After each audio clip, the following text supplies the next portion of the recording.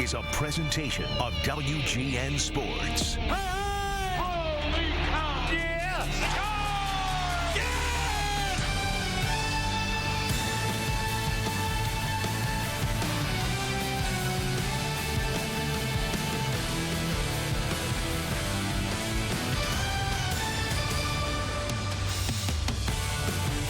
Good to be back in Houston. The Astros used to be one of the Cubs' big NL Central rivals. They're now an American League powerhouse. It's an interleague matchup between the Cubs and the Astros, both teams leading their respective divisions. And welcome to Cubs baseball here on WGN on Memorial Day. Jim DeShays and Len Casper with you. Lots of parallels. 2015, A.J. Hinch takes over the Astros. Joe Madden takes over the Cubs. 7 combined playoff appearances, 2 World Series titles since. Yeah, and a fairly similar model, too. Both teams hitting rock bottom, 100 lost seasons, and then bouncing all the way back to win a World Series. Cubs in 16, Astros in 17. You see where they rank since 2015 in terms of winning percentage. Cubs 1, Astros 3rd, run differential. Astros 1, Cubs 2. They both pitch well. They both score plenty of runs. That's why you win a lot of ball games. Cubs a game and a half up in the NL Central. The Astros a 6.5 game cushion in the American League West. We've got a great pitching matchup for you. We will preview that next. Wow. Yeah. There we go. This Memorial Day, start your summer off right in a new Chevrolet. Oh, wow. It's time to upgrade. You guys outdid yourself there. I'm going to go and get a Chevy. An exciting summer begins at your Chevy dealer. Qualified lessees can lease this well-equipped Chevy Equinox for around $199 a month. Or during the Memorial Day sales event, get $1,000 bonus cash on these select Chevy models. The loss of a loved one can leave you with a lot of unanswered questions and feelings of stress and grief that makes events difficult to handle. Whelan Presley Funeral Home will guide you through the aspects of funeral service with compassion, dignity, and respect. Whelan Presley is available to assist you in making funeral service arrangements that are individualized and designed to meet the needs of your family. At Whelan Presley Funeral Home and Crematory, you can rest assured that we can assist you in your time of need. How did Necker's Jewelers earn a spot in the top 1% of independent jewelers nationwide? By providing you with one of the largest collections of diamonds and mountings in the country. With an expert gemologist hand-selecting every diamond, ensuring you get more value for your dollar and a diamond that is just right for you and your budget. By adding sparkle to your big moments for over a century. When you want the right diamond on her left hand, head to Necker's Jewelers, where the Quad Cities gets engaged. Customers are traveling great distances for the unmatched quality, variety, and price that you can find only at Yem in Galesburg. And we're not surprised. We're home to Chevrolet, Buick, GMC, Chrysler, Dodge, Jeep, and Ram, making it more convenient for you to view all these brands in one location. With over 200 unique pre-owned vehicles and over 100 certified pre-owned, Yem in Galesburg is your one-stop shop. Don't wait, say yes to Yem today. .org/lung cancer to learn about options that may be right for you. Chicago Cubs baseball is brought to you by Budweiser. Takes them out to the ball game. Ford, inviting you to visit your local Ford store or buyfordnow.com. Xfinity, stay connected to your team with Xfinity, the exclusive internet provider of the Chicago Cubs. Advocate Health, we believe in making the most of life's amazing moments, game day and every day. Cadillac, explore offers at your Chicagoland and Northwest Indiana Cadillac dealer. Wintrust, home of Cubs checking and debit cards. Open an account today at wintrust.com/Cubs. Toyota, let's go places.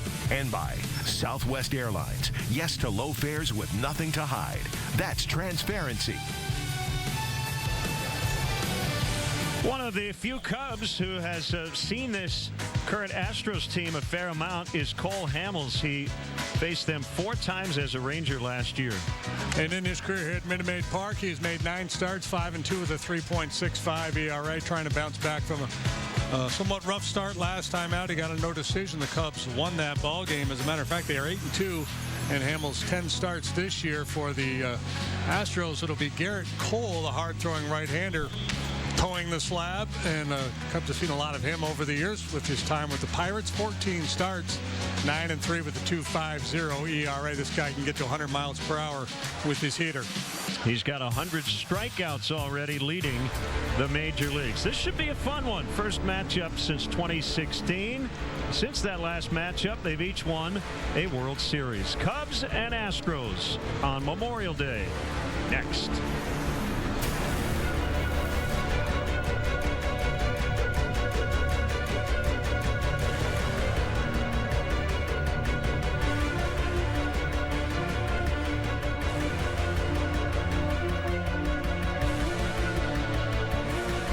Your financial future isn't something that just happens. It takes planning, and it takes a great partner. Midwest Bank is that partner. We help you plan for all your big moments. Your first car, your first home. From first steps to retirement, Midwest Bank is your local partner through all of life's changes. Visit mbwi.com or stop by one of our convenient locations today. Midwest Bank. Strong, honest, loyal. You want Extreme Internet and TV because it's simple. Simple to watch. The Ellen Show. With the Extreme Voice remote. Simple to watch here. To go, please. Or there with your MediaCom ID. And the simplest way to keep everyone and everyone.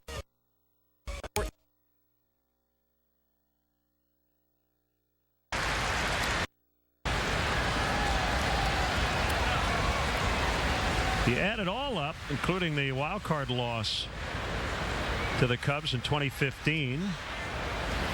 Cole 9-4 with a 275 career mark against the Cubs. First time he's faced them as an Astro. Got traded here prior to last season. His last 4 starts against the Cubs, 3 in 2017 and 1 in 2016, and 0.62 ERA, 2 earned runs in 29 innings. And he walks Schwarber to open the ball game. And the fun note is the Cubs won 2 of those starts, both 1-0 decisions. That'll bring up Javi Baez. He's DHing today. Addison Russell's playing shortstop.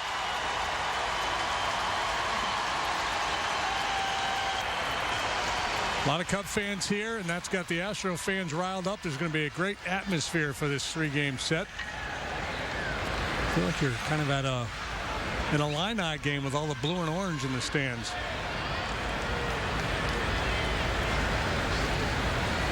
Here's the pitch. It's a strike.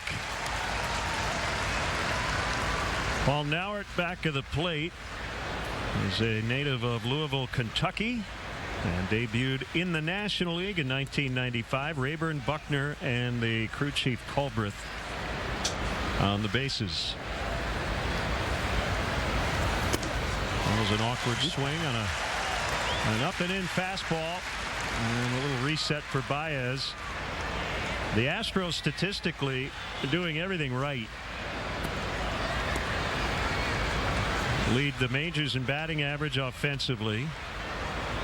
Second best ERA in the majors. They lead all 30 teams in defensive efficiency.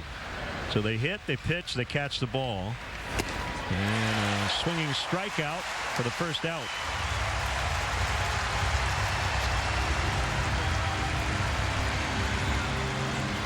Cole pitching like he's vengeful after losing those 1-0 decisions to the Cubs back in 2017. Man, he is letting it eat.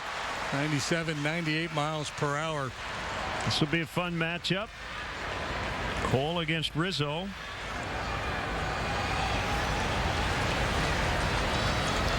He's been good against him. 9 out of 32. That's a .281 batting average. Cole has allowed 11 home runs this year.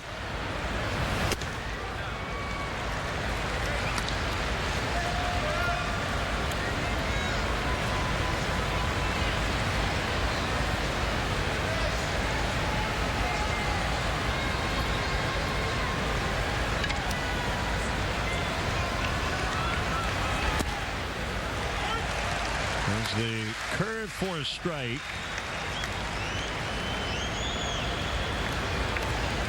Cubs will not see Justin Verlander this week.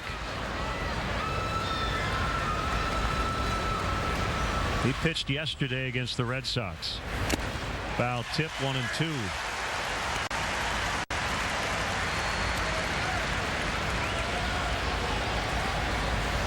Pretty good acquisition. Justin Verlander. As an Astro, he is 29-11 with a .234 since late in 2017. Rizzo hangs in there. 99 from Cole. Yeah, some starting pitchers, it takes a while until they get up to top speed. Obviously not the case with Cole, certainly not today.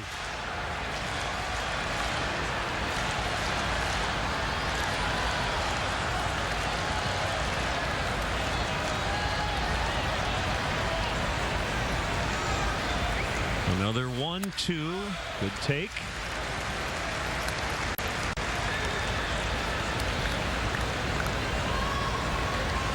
Rizzo coming off a homestand during which he hit .500 with lots of power. And he has been an RBI machine. 29 knocked in over his last 27 games. When do they announce the player of the week? Probably today or tomorrow. Seems like he would certainly be in the mix. Yes. If not a shoe-in. And a deep drive to right.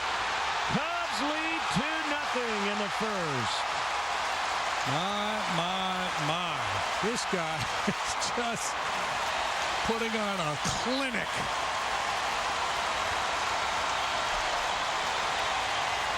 You talk about a gut punch to a guy out there pitching with all kinds of confidence, just humping those fastballs up there. I'd say he's gotten this week off to a pretty good start. Yeah. He went breaking ball, and he went yard. This is just unbelievable, the role he's been on. Second decker. Cubs have hit 14 homers over their last 6 games now. And we're just getting game 6 started.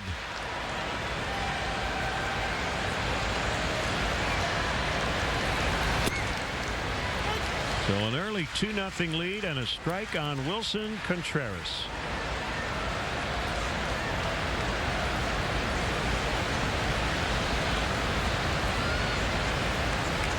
Nine-game hitting streak for Rizzo.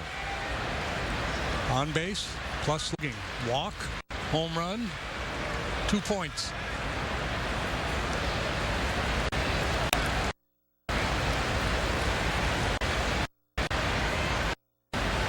One offer, swing and a miss. It's 0-2.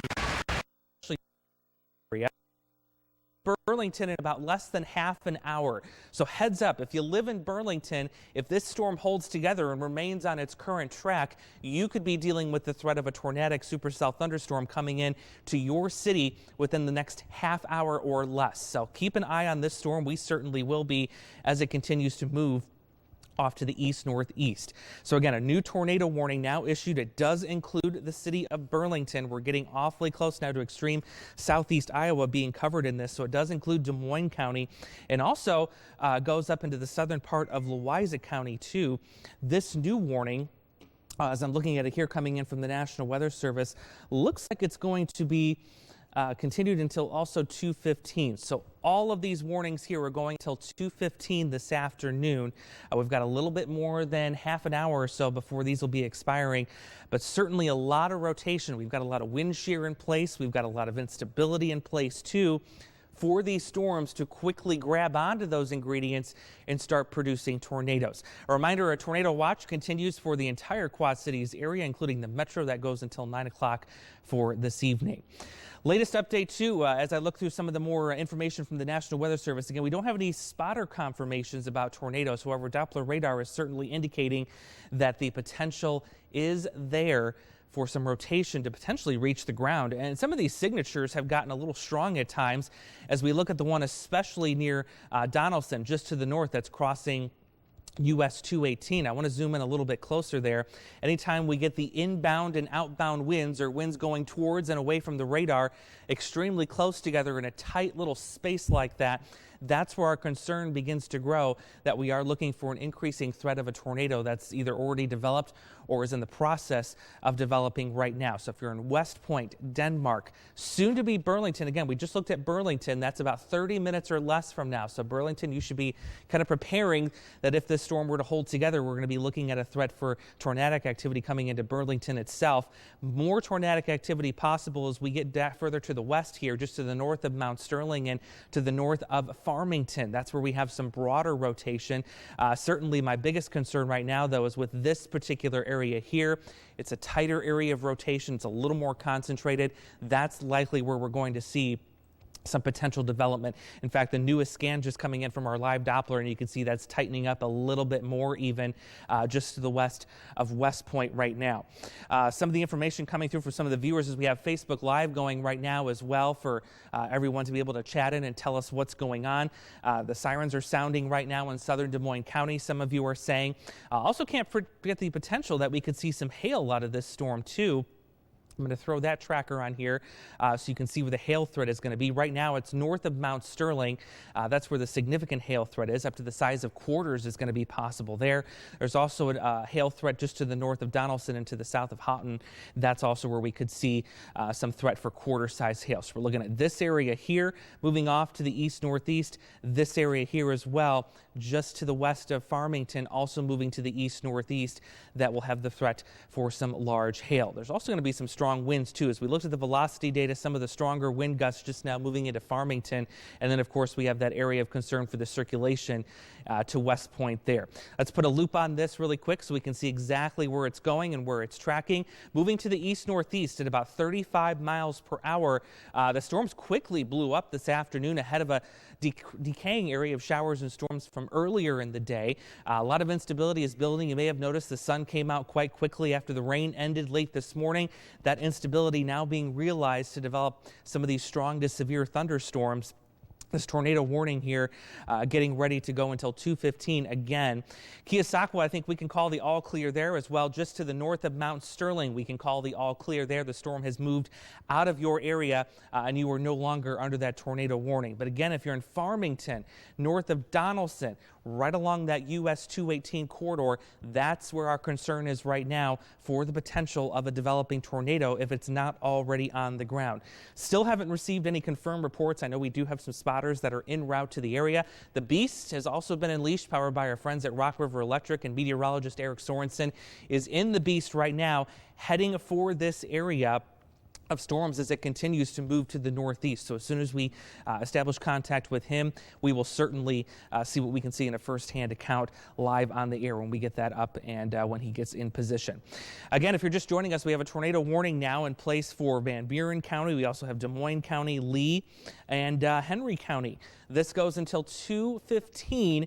The threat is that we have at least 2 areas of rotation that we're going to be watching. Earlier, we actually had 3, and in fact, there's still another area of broad rotation just to the southeast of Salem here. So we've got one area here right along US 2018. Here's the other area, and it's the West Point one that I'm more concerned with because, again, that couplet or the distance between where the winds are changing is fairly small. It's a tight distance in there.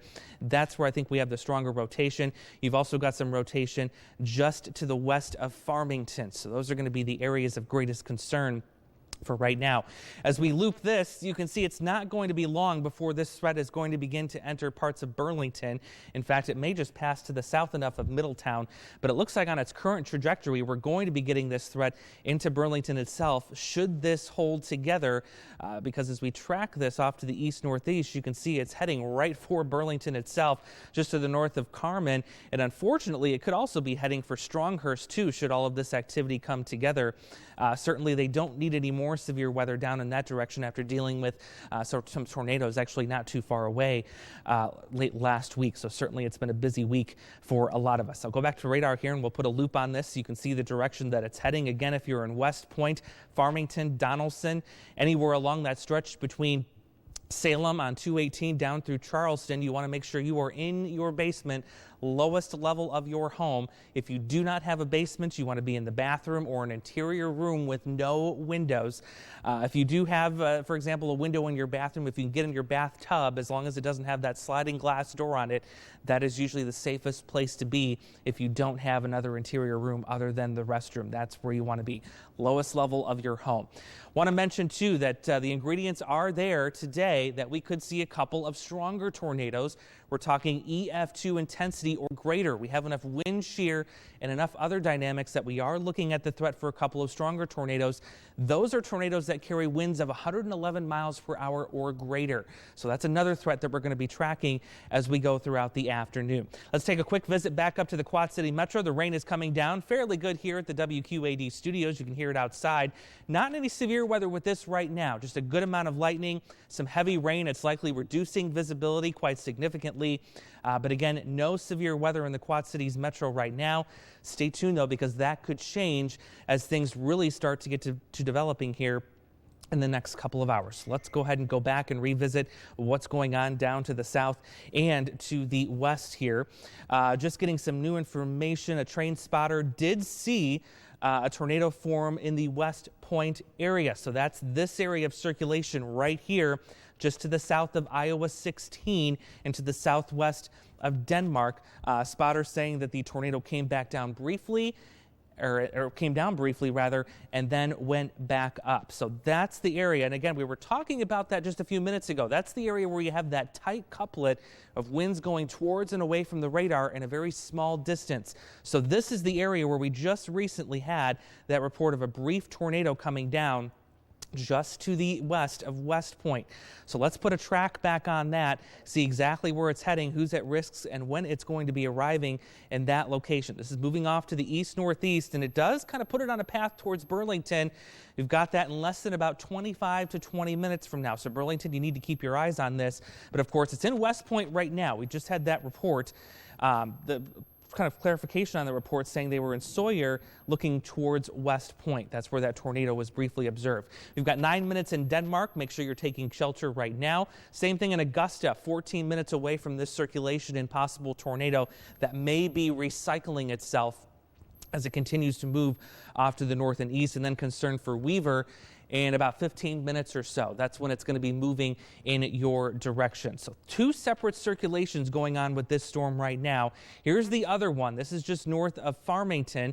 Have not seen any reports or confirmations of a tornado coming out of this particular one as of right now, but still enough wind velocity, enough wind shear, changing winds with height that we could certainly see that potential for a tornado out of this part of the storm. So this is going to be moving into Primrose in about 8 minutes. So you want to make sure if you're in that area, take cover. Same thing with West Point. Just because that circulation's over you right now doesn't mean that secondary circulation to your west can't move in and certainly try and get a little bit more tornadic as it interacts with some of the better ingredients. So West Point, your threat is actually a little bit more extended because you've got not only the storm on top of you right now that's producing rotation and potentially a confirmed tornado just moments ago, but you've got a secondary area of rotation just off to your west that is also headed in your direction. So West Point, you're going to need to stay alert for a little bit longer compared to everyone else as this storm continues to move towards you into the north and to the east. Still hearing some good rain coming down here in the Quad Cities, but again,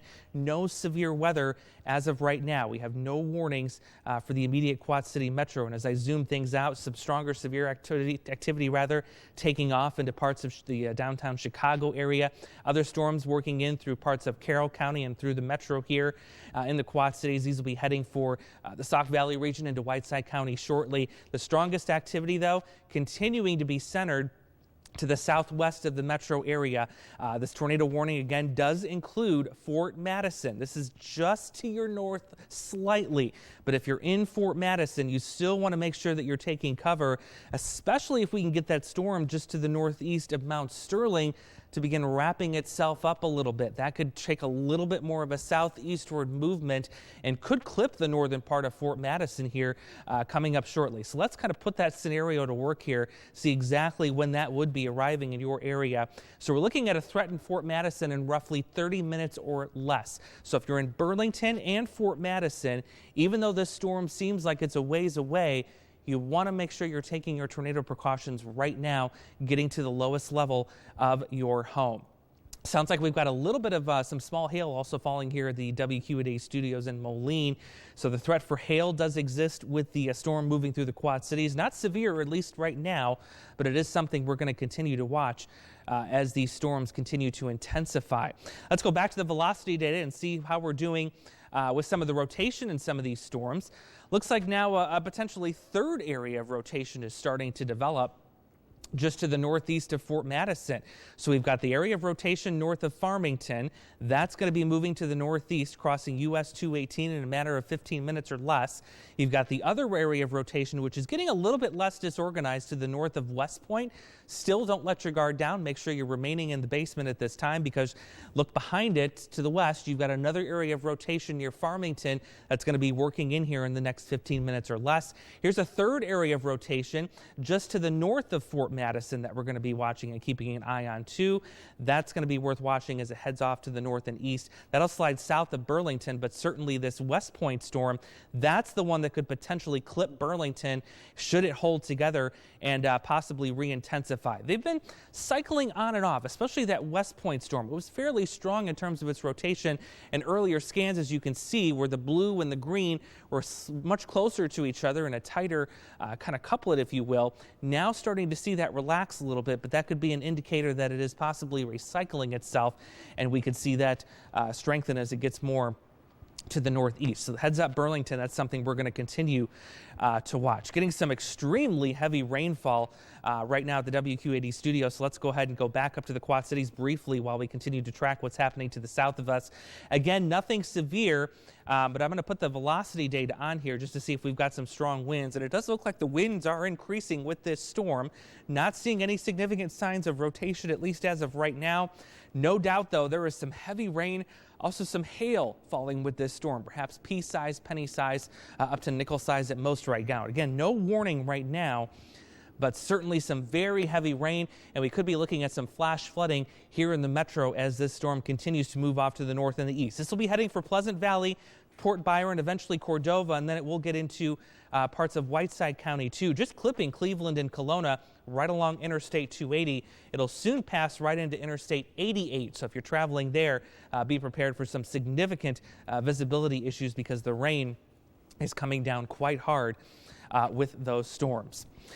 Continuing the tornado warning coverage that we have south and west of the Quad Cities, Burlington, you are now included in this tornado warning that has been issued a little bit further to the east. So just like we were talking about a few minutes ago, the rotation is on the way and it is headed for Burlington. So if you're in Burlington now, in addition to Fort Madison, Middletown, anywhere along that US 61 corridor, and especially West Point, Farmington, and Donaldson, in the basement right now is where you need to be, or an interior room, as the rotation continues with these storms. Let's go back to velocity and see where that's at. The West Point, still a little bit of organization to it. It seems to be cycling again, but as of right now, wasn't nearly as impressive as it was, say, 10, 15 minutes ago. But this is the area of concern as we get closer to Burlington here, and likely why they've been extended into that tornado warning. That gets it into West Burlington in 20 minutes or less. So Burlington, you really need to be watching this storm quite closely, especially if we can get that storm to cycle and begin tightening up that rotation once again. The other area of rotation we're watching is near Farmington. That's going to be heading for US 218, and also Primrose coming up shortly here in about 5 minutes or less. So make sure you're taking your tornado precautions there. Still looks like we're getting some heavy rain here at the studio, and some hail too occasionally. Doesn't sound like it's overly big, but certainly looks like there's going to be some very heavy rainfall with this storm that's currently moving into the metro. Again, it's not warned. There's nothing severe with it right now. It's centered right over especially the eastern half of the metro through Davenport, Pleasant Valley into Silvis, and here in Moline and East Moline, just now getting out of Rock Island. But there is going to be some extremely heavy rain with that storm as it continues to roll off to the north and to the east. But again, Burlington, you want to make sure you're in your tornado shelter. Nothing confirmed by spotters. This is radar indicated, but we actually did have a confirmed spotter report just to the west of West Point 15, 20 minutes ago of a tornado that briefly touched down and then went back up. So it's a sign we could be cycling this storm once again to potentially produce a tornado. This is the area of concern right now near West Point, headed for Denmark, ready to cross Iowa 16. We're moving to the northeast at about 30 miles per hour. Just getting some new information now of another spotter report of a couple of tornadoes dropping and going up east of Denmark. Storm is now moving west. So let's put a loop on that because this storm may be getting ready to potentially start switching up its direction a little bit more, unless that's an error on the report of the report that it just came in. But certainly, again, yeah, there is an area of rotation that we're watching near Denmark, and that's the same area of rotation that's coming out of the West Point storm. So that's why this is kind of becoming a little bit more of a serious situation. That's the one where we've already had a report of a tornado earlier that briefly touched down, and now it looks like there's been another report of that just to the east of Denmark now. So some rotation really beginning to work in with this storm. Likely the report that we just received from the National Weather Service about that tornado came from this area of rotation right here, which is to the east of Denmark. That would make sense, and that would line up perfectly with what we were just seeing coming in from the National Weather Service. But still looking at a good area of rotation to the north and east of West Point, soon to be getting into Denmark. So even though you may have just seen one of those drop to your east, if you are on the west side of Denmark, you certainly could also begin to see the potential for some tornadic activity. And again, this is all heading for Burlington, and Burlington is now included in a tornado warning that goes until 2:15 this afternoon. We've already had a couple of reports of tornadoes from a few spotters that are already positioned in this region and watching the storms quite carefully. Let's put a loop back on this so we can see where the storms are headed. Again, if you're just joining us, we are also live on Facebook, so we're kind of scrolling through the comments to see what reports we're getting from viewers who may live down in the West Point area, down towards Burlington and to the north of Fort Madison. That's where we're seeing a lot of this activity right now. New just issued here, that sound you heard was our NOAA weather radio here in the station. We do have a new flash flood warning that has just been issued, and I'm willing to bet it's for the Quad Cities. Yes, it is. So to kind of draw your attention away from that for just a second, but flash flood warning has been issued for us here in the Quad City Metro. This is going to go until 7:45 this evening. I'm not surprised because of the amount of rain that I can hear coming down here at our studio is extremely heavy. No doubt there are some flash flooding issues going on. The heaviest of the rain, though, is working out of the Quad City Metro. So this is going to be heading up towards the US 67 into Hampton and Kelowna and soon to be Cordova. Also getting a threat for some heavy rain into Whiteside County soon. So now a flash flood warning is in place for the Quad Cities because of the heavy rain that just moved through, and there is the possibility that we get some more storm development to move through that could even promote more flash flooding as time goes along. Let's go back though to our tornado warned storm, and again, Burlington, you need to be taking shelter right now as the storm is knocking on your doorstep. A lot of lightning within this too. Also want to caution you, these are the type of storms where the tornado is not going to be easily visible. These are what we call high precipitation supercells. There's a lot of moisture in the atmosphere today. If you've been outside at all this morning or even the afternoon, you feel the humidity. It's thick. All this moisture really kind of obscures the tornadoes and a lot of the heavy rain. So don't try and go outside thinking you're going to be able to see this thing come towards you. Some of these are actually going to be buried or embedded into the rain that's actually moving down. So that's what we're going to be watching right there. Actually pulling up a live picture of our eagle eye there. You can see this is our Moline eagle eye. You can see the visibility really cut down in the distance there as this heavy rainfall moves in.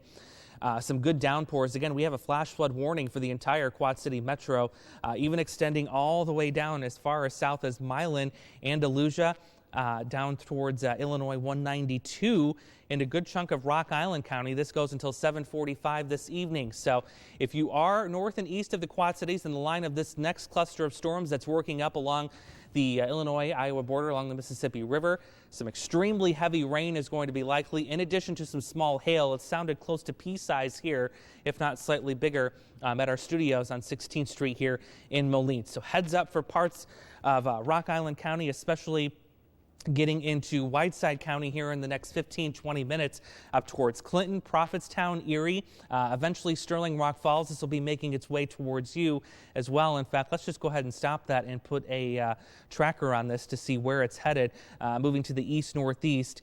So we'll go ahead and extend this out to Sterling Rock Falls. But we're looking at a threat in Erie for some heavy rain, some small hail. 25 minutes from now, it will get to Sterling Rock Falls in about 45 minutes or so. So we'll continue to watch that. Not warned at this time, but we are under a flash flood warning here in the Quad Cities. All right, back to the main area of concern to the south and west of the metro, where we're watching these areas of circulation. And it's just been amazing to watch because at some points there's been 3 separate areas within this one storm where we have the potential at seeing a tornado develop. And in fact, a couple of reports that we've already had a couple of tornadoes touch down briefly. So the one area of rotation, it's becoming a little less organized north of Donaldson. The other stronger area of rotation just coming out of West Point.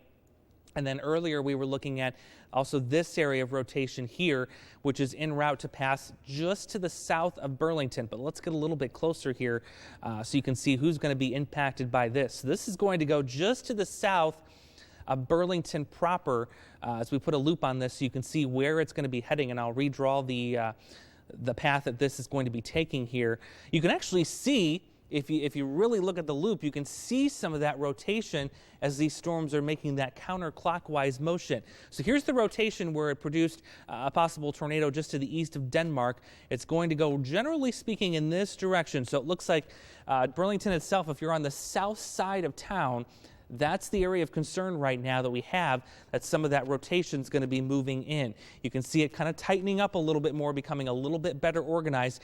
And then remarkably behind that area of rotation right now in Denmark, there's another area of rotation that we're watching. So Burlington, there are 2 separate areas that we're currently eyeing and tracking moving into your city and town here that have rotation with them and are somewhat concerned as we continue to watch the velocity data here with these storms. Just checking in with the National Weather Service to see if there's any new developments with this particular storm, as it's the one of most importance right now. Still indicating a potentially tornadic storm via Doppler radar. Hail up to the size of quarters. Not really mentioning too much about winds, but no doubt that there's some wind gusts up to 60 miles an hour possible with this storm as it continues to move off to the north and to the east. New spotter reports saying we have a lowering at Jimtown Road in Des Moines County. Zooming into that area here, that's where we had some of that good rotation again right near Denmark. So that's where the concern is still that we could see a tornado potentially develop out of this storm at any time, and that's why we're continuing the tornado warning here for much of Lee County. We have Des Moines County and just getting out of the parts of Henry County now. So calling the all clear essentially now for Farmington. Also Mount Sterling, we called the all clear just moments ago. The storm is now out of your area. We're still not clear though for West Point. If you're in Donaldson, the threat is just now about out of your area. Give it another 5 minutes or so, and I think we can give the all clear for Donaldson. Not the all clear though for West Point. That's where we have another area of rotation right in here. That's been somewhat organized at times. It's been kind of cycling back and forth. It's a little more broad rotation right now. Nothing too significant, but still enough where it is worth keeping an eye on. Denmark, though, this is the strongest rotation that I'm seeing on Doppler radar right now, in addition to this circulation that is to the south and west of Denmark. That's where we have the 2 areas of concern right now. The one southwest of Burlington, by the way, does appear that it's getting a little bit better organized with time as it continues to move off to the north and east. So Burlington especially need to make sure that you're taking your tornado precautions and getting to the lowest level of your residence where you're at. If you don't have that low level, again, you want to be in an interior room, no windows, specifically a bathroom if you can. If you don't have that interior room, those are the safe places where you want to be. In addition to that, again, as I mentioned, these are not going to be easily seen. Don't think that you can run outside, look for these things and see them easily. These are what we call high precipitation supercells. There's a ton of rain, a ton of moisture, and it's likely that these tornadic signatures are going to be wrapped in some of that heavy rain, and they're not going to be visible easily. So don't let your guard down just because you look at this coming towards you and you don't see a tornado. If you're under the warning, regardless of what you're seeing, you need to be taking shelter immediately right now and taking this storm quite seriously, especially when this storm itself has at many times produced 3 separate areas of rotation just within this cell itself. As a reminder, a tornado warning continues for Donaldson, Charleston. We're at West Point, still a big area of concern. Eventually Fort Madison, that circulation is going to come awfully close to you in Fort Madison. It may just graze you to the north, but sometimes these storms have a habit of taking that southeastward turn depending on how much rotation they can get wrapped up in them. So that's why Fort Madison, you're also included in this tornado warning. It does include Middletown, Burlington, all the way down to Dallas City. This goes until 2:15 this afternoon as we still continue to look for the threat of some rotation. Broad rotation still being observed to the north of Donaldson, but some tighter areas of rotation to the south of Burlington and to the south of Middletown. Those are the 2 areas that I'm most concerned with right now as we look at the velocity data. So there's the circulation there to the north of Fort Madison. You've got a broader area of circulation to the north of Donaldson, and then another area of circulation. There's still 3 to the southwest of Burlington. So that's why Burlington, you need to make sure that you're taking your tornado precautions right now. Let's put another track on this as the new velocity data comes in from our live sweep there. See what the updates are for times on this arriving. Let's go ahead and go with rotation number 1. That is just to the south of Burlington. That's moving to the east-northeast at about 30 to 35 miles per hour. That gets us into Gladstone in about 16 minutes. Even though there is no warning for parts of Henderson County, that doesn't mean you shouldn't be watching this storm. It is heading in your direction. In fact, could go just to the north of Stronghurst. So if you live in Henderson County, even Warren County at this time towards Monmouth, you need to make sure you remain on this storm, remain alert, because these storms are rapidly taking off and showing several locations where rotation is popping up. Let's get the other storm, our area of rotation rather, that's just to the southwest of Burlington, tracking that off to the east here at about 30 to 35 miles per hour. That brings us into Augusta now, Spring Grove in less than 10 minutes. Burlington now, you have about 10 minutes in Burlington to prepare for this storm to come through with a possible tornado. We've already seen a couple of spotted reports of tornadoes occasionally coming down and going back up as this storm continues to cycle. So Burlington, you have 10 minutes or less now before this threat begins increasing substantially for the downtown area. We're also looking at Carmen too. Carmen about 15 minutes away from your location as of right now. Tornado warning continues for these same areas now until 2:45. Latest report from the National Weather Service is it is a confirmed tornado near Burlington, moving east at 25 miles per hour. That is likely going to be within this area of rotation right here to the east of Denmark. That is likely where we're seeing that tornado developing and being confirmed on the ground by the National Weather Service. So it's this location here.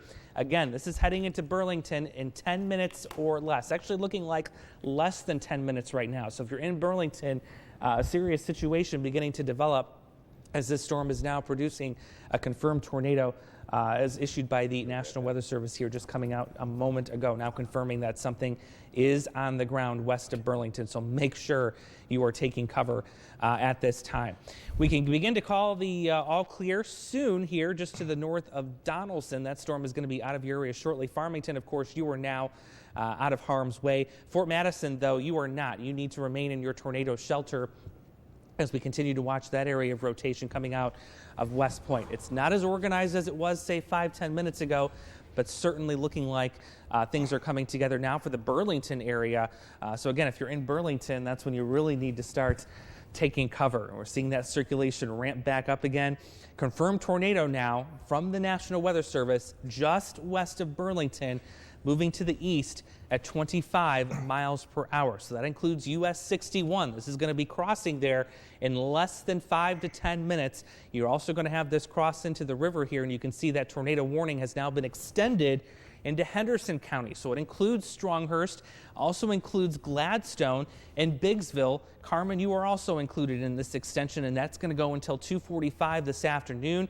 Unfortunately, Stronghurst, you had some active weather and some severe weather later last week. You're now under the gun again. So you have had the probably the most practice out of all of us for your tornado precautions. You want to go ahead and put that plan into place right now, getting into the lowest level of your home. If you don't have that basement or low level, make sure you get in an interior room, a closet. If you don't have that or you don't feel comfortable there, your bathroom is also a good place, especially in the bathtub, putting a mattress over top of you or a heavy blanket so that you are sheltered from flying debris should it begin entering your place of residence.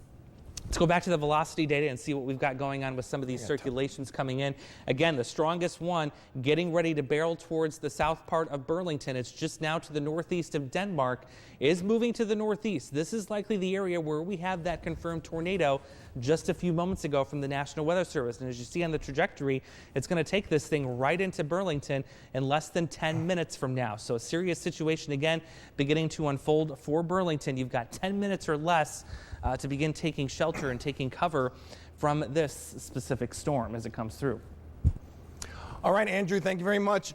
Great job you've been doing in the past half hour, 40 minutes or so. It's been kind of wild in areas, especially not only along Highway 34, crossing over into Illinois, but in the immediate Quad Cities itself.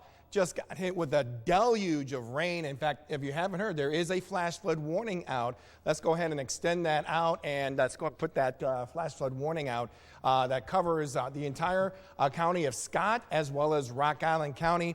It was coming down like I was totally blind on Avenue of the Cities, making my way here into work because of all that very heavy rain. So not surprised about the flash flooding. There's a lot of street flooding going on in many parts of Scott as well as in Rock Island County itself as that storm continues to make its way off toward the east. I was a little concerned given how dark the skies were that, we're seeing more than just heavy rain. But you can see how this system is making its way off to the southeast. Let's zoom in a little bit there, Andrew. Right there from the Clare down to Kelowna area.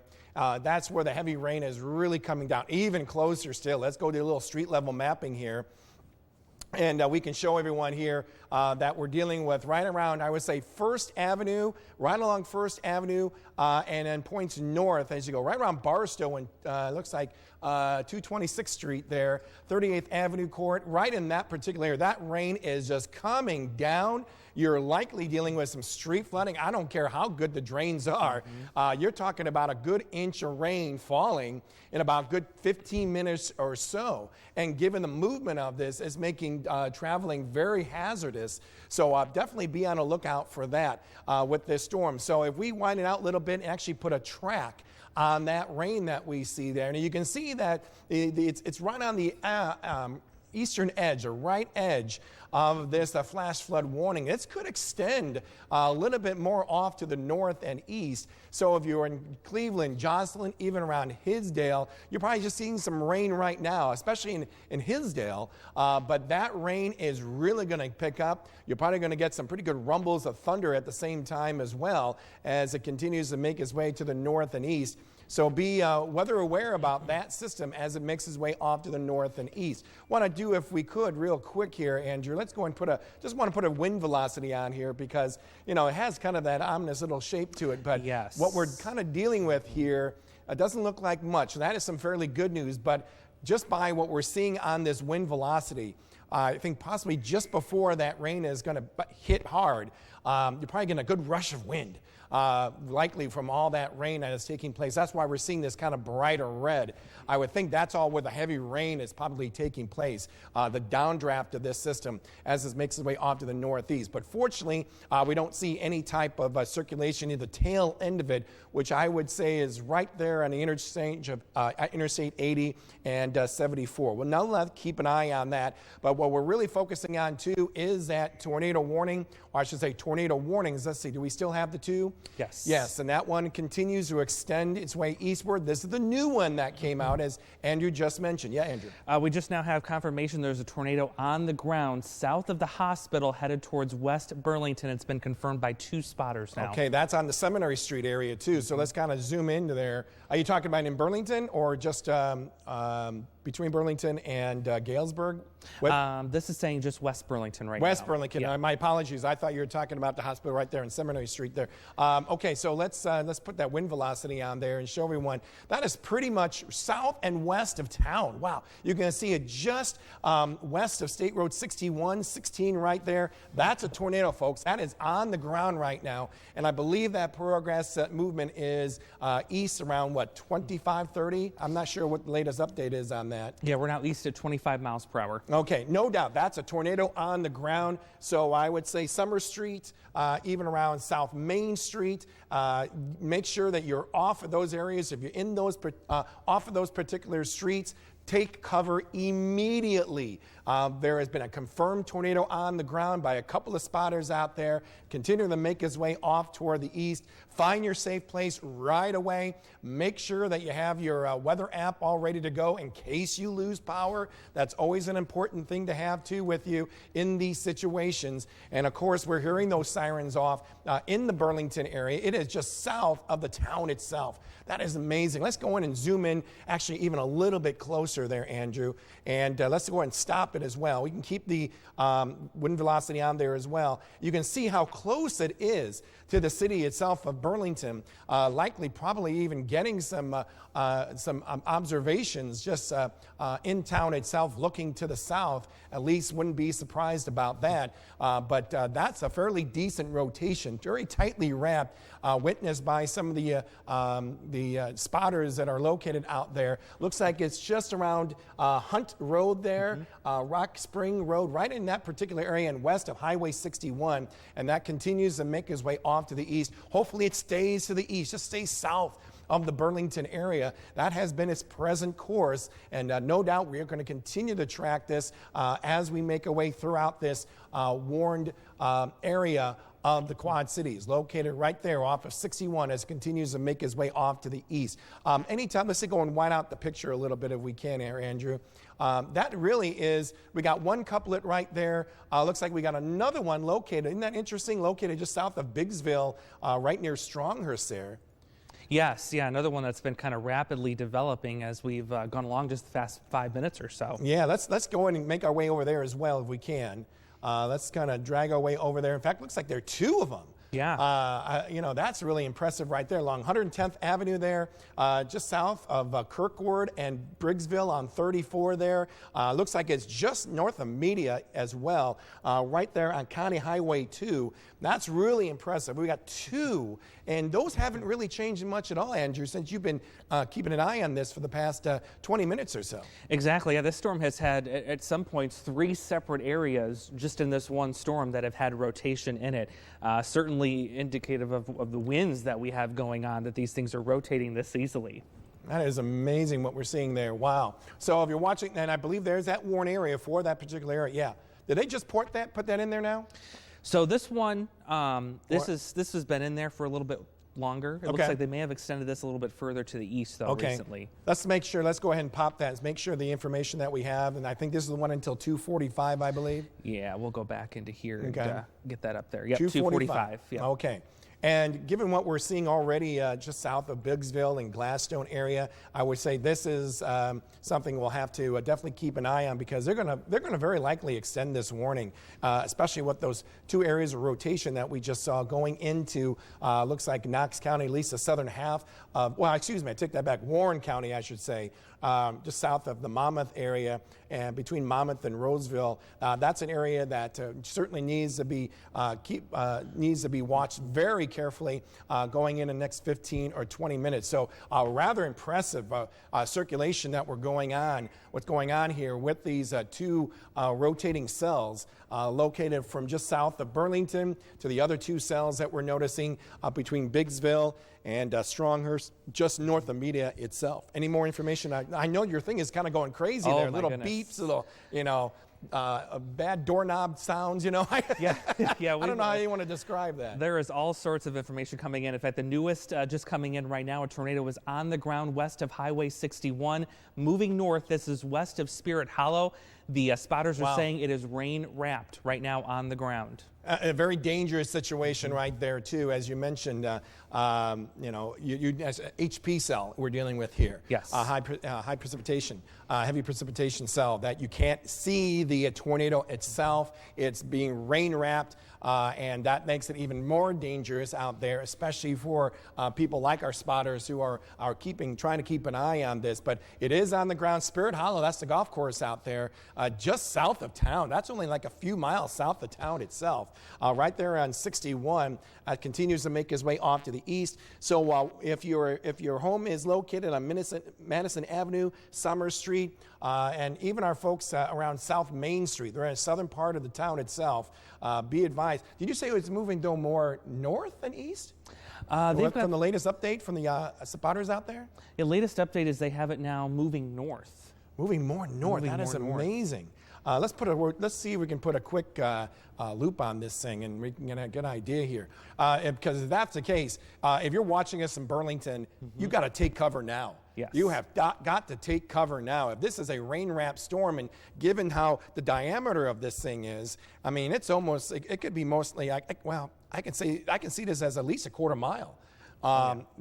This type of storm here. You can see how we're getting some different shades here, the brighter shades ahead of it going into the storm, and then the darkness, as I see, the dark gray, even a little red there, that's indicating that is where the circulation is, right on top of Highway 61. And all intents and purposes, from the spotters out there, it looks like it's turning from more west to east, and to more of a northeast or northerly course right through the town itself. So take cover right away. Get in that basement, get in that closet, put as many walls between you and the storm out there as well. A very dangerous situation. We've been kind of stressing this for the past, I would say, past couple of days or so, that we were expected to see not only some severe weather, but the potential of these thunderstorms to produce some isolated tornadoes. And that is certainly the case as we're dealing with some of the warm and muggy air that we've been filtering on in. Very similar to what we went through, I would say, just about back in Friday or so, when we had all that severe weather going on, and even some of the isolated tornadoes that were taking place in areas right near the Macomb area itself. So that's something we're keeping an eye on right now. We are keeping an eye on this tornado. It is on the ground. It is rain wrapped, continues to steer its way now a little bit more north. It's right around the Spirit Hollow Golf Course, which is only about 3 or 4 miles just south of town. And it continues to steer its way now a little bit more to the north. It's making a new turn here, folks. It's not going west to east. It's now turning into the town of Burlington itself. So keep in mind of that. If you're around Gulfport, make sure that you are in your safe place as well. The sirens are going on in the area. When you hear those sirens, don't try and go out and try and film this thing. It is rain wrapped. And that is one of the most dangerous type of tornadoes you can deal with if you try to observe these things. And this is not just for ordinary people, even for spotters as well. They are keeping their distance from this particular storm as it continues to make its way off toward the north and east. This is a tornado warning for out all of Burlington, Gladstone, Stronghurst, and West Burlington until 2:45. You can see the extent of this warning. That's a very dangerous storm that we're dealing with right there as it makes its way off toward the north and northeast. So we're going to keep an eye on this. Of course, we got some other cells just ahead of that, already producing some tornadoes as well. Yes. Do you want to update you, James, too, that we're going to go ahead and get out of the Cubs game for a little bit here because we have that life-threatening situation evolving and unfolding in Burlington. We want to make sure that our viewers in Burlington are safe and we can get as much information as possible.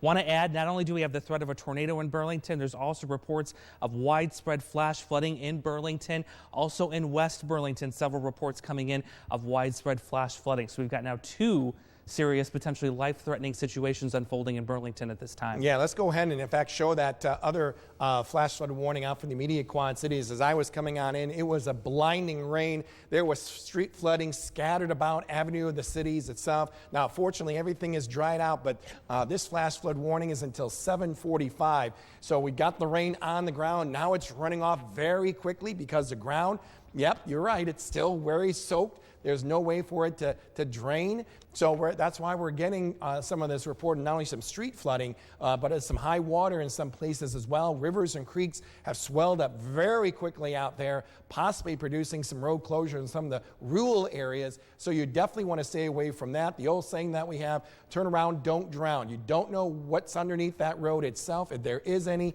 So it's always a good idea to kind of turn around and avoid those situations if possible. Here is the accumulated rainfall, and I want to stress here, this is not just in a 2-hour period, okay? This took place in about maybe 15 minutes or so. It was a blinding rain when I came in here, so we had at least a good inch in the Quad Cities. I wouldn't be surprised if we had reports of even higher amounts as well. So this just took place now. Now we're starting to get information about some of the street flooding that is going on out there, some of the rivers and creeks that are swollen as well. And then the flash flood warning out for this area, pretty much all of all of Lee County, I believe there. Yeah, we've got all Des Moines, of Lee County and Henderson County. Yep. This rain, once again, very similar to what took place in the immediate Quad Cities. It fell about in 15 minutes or so. So once again, we're dealing with a situation where some heavy rain has taken place and a good possibility of some flash flooding as well. So we have this tornado warning here. That is until 2:45. No surprise here. They extended the warning for those 2 cells that we saw just south and west of Monmouth, just north of Media. This is a new tornado warning until 3 o'clock. So a good 45 minutes or so with this particular warning. Let's get the details on that, Andrew. What are they saying with that tornado warning that just popped up? So as of right now for Rowan County, of course, in effect until 3 o'clock. This is radar indicated. We have hail to the size of quarters. Severe thunderstorm capable of producing a tornado located over Kirkwood, 7 miles southwest of Monmouth, moving to the east at 30 miles per hour. So let's go ahead and put the wind velocity on there, and then we'll try and zoom in. It's probably, well, it's interesting here because we're dealing with 2 cells that we're keeping an eye on. It has changed a great deal since the last time we showed it, about 5 minutes or so.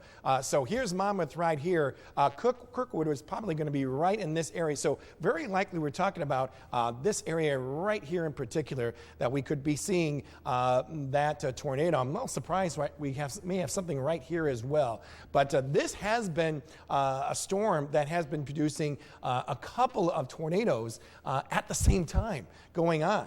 So we'll keep an eye on this cell as it makes its way off to the east. Let's go ahead and let's see if we can zoom in a little bit more because I want to show, let's see, there's Monmouth right there. Kirkwood, there's Kirkwood right there. Okay, so that we were showing right here. It's probably this one that just went over the town of Kirkwood itself. So that's something we'll keep an eye on right there. We'll keep an eye on that little wave that is located between the 1st and 10th Street, just south and west of Kirkwood. Of course, this is Highway 34. There is Monmouth, stretching ways down to 67.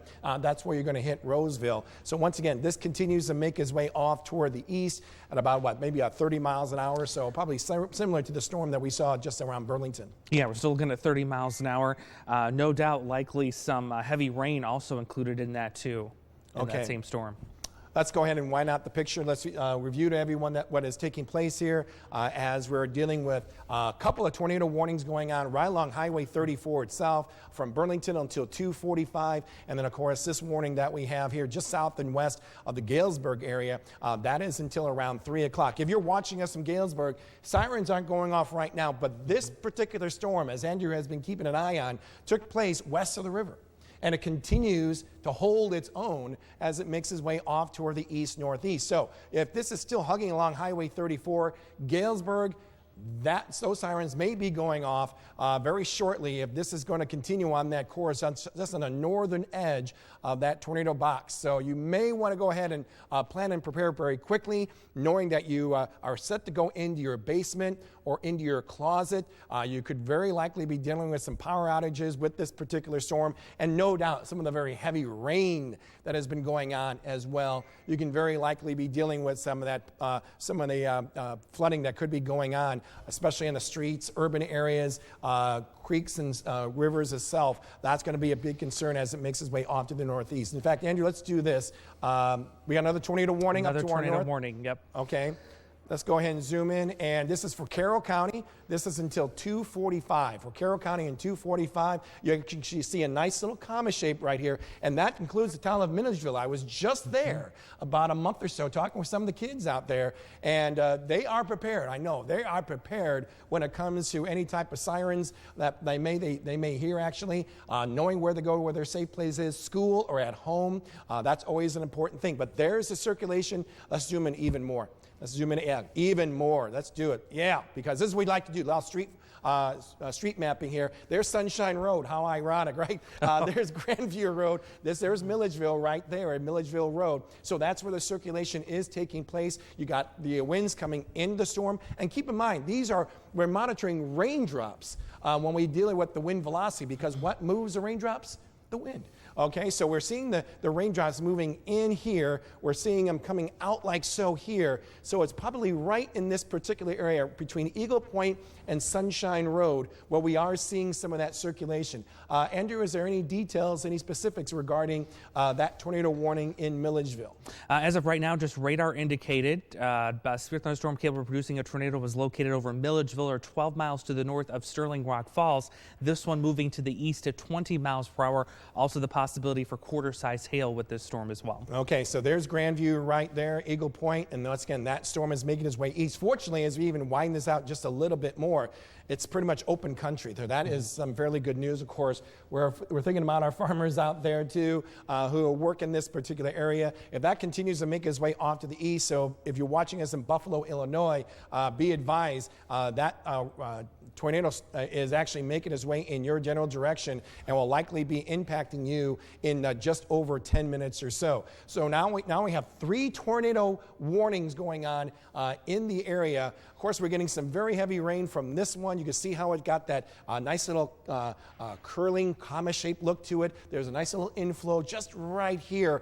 But most of these storms that we're seeing, most of these tornadoes that we have seen so far in the past 45 minutes have been more rain-wrapped than anything else. So that's a concern. That's a real dangerous when you're dealing with rain-wrapped tornadoes, because you can't actually see the tornado. I know we have viewers out there that would just love to take that camera, take that shot, put it on social media, and let everyone know. You are putting yourself in an even more dangerous situation if you are dealing with a rain-wrapped tornado, because you cannot see it until it's actually too late. So that's a storm that we're watching for another about 15 more minutes for areas just north and east of Milledgeville, and just south of the Brookville area, continuing to make its way off toward the east.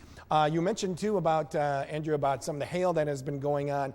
I wonder if we can possibly even get not only the hail, but even some of the lightning that's going on. Sometimes too, we always like to see where the core, where some of the lightning is really intense in a particular area, because very likely that is where we are most likely seeing the rotation itself. We're pretty close to that rotation.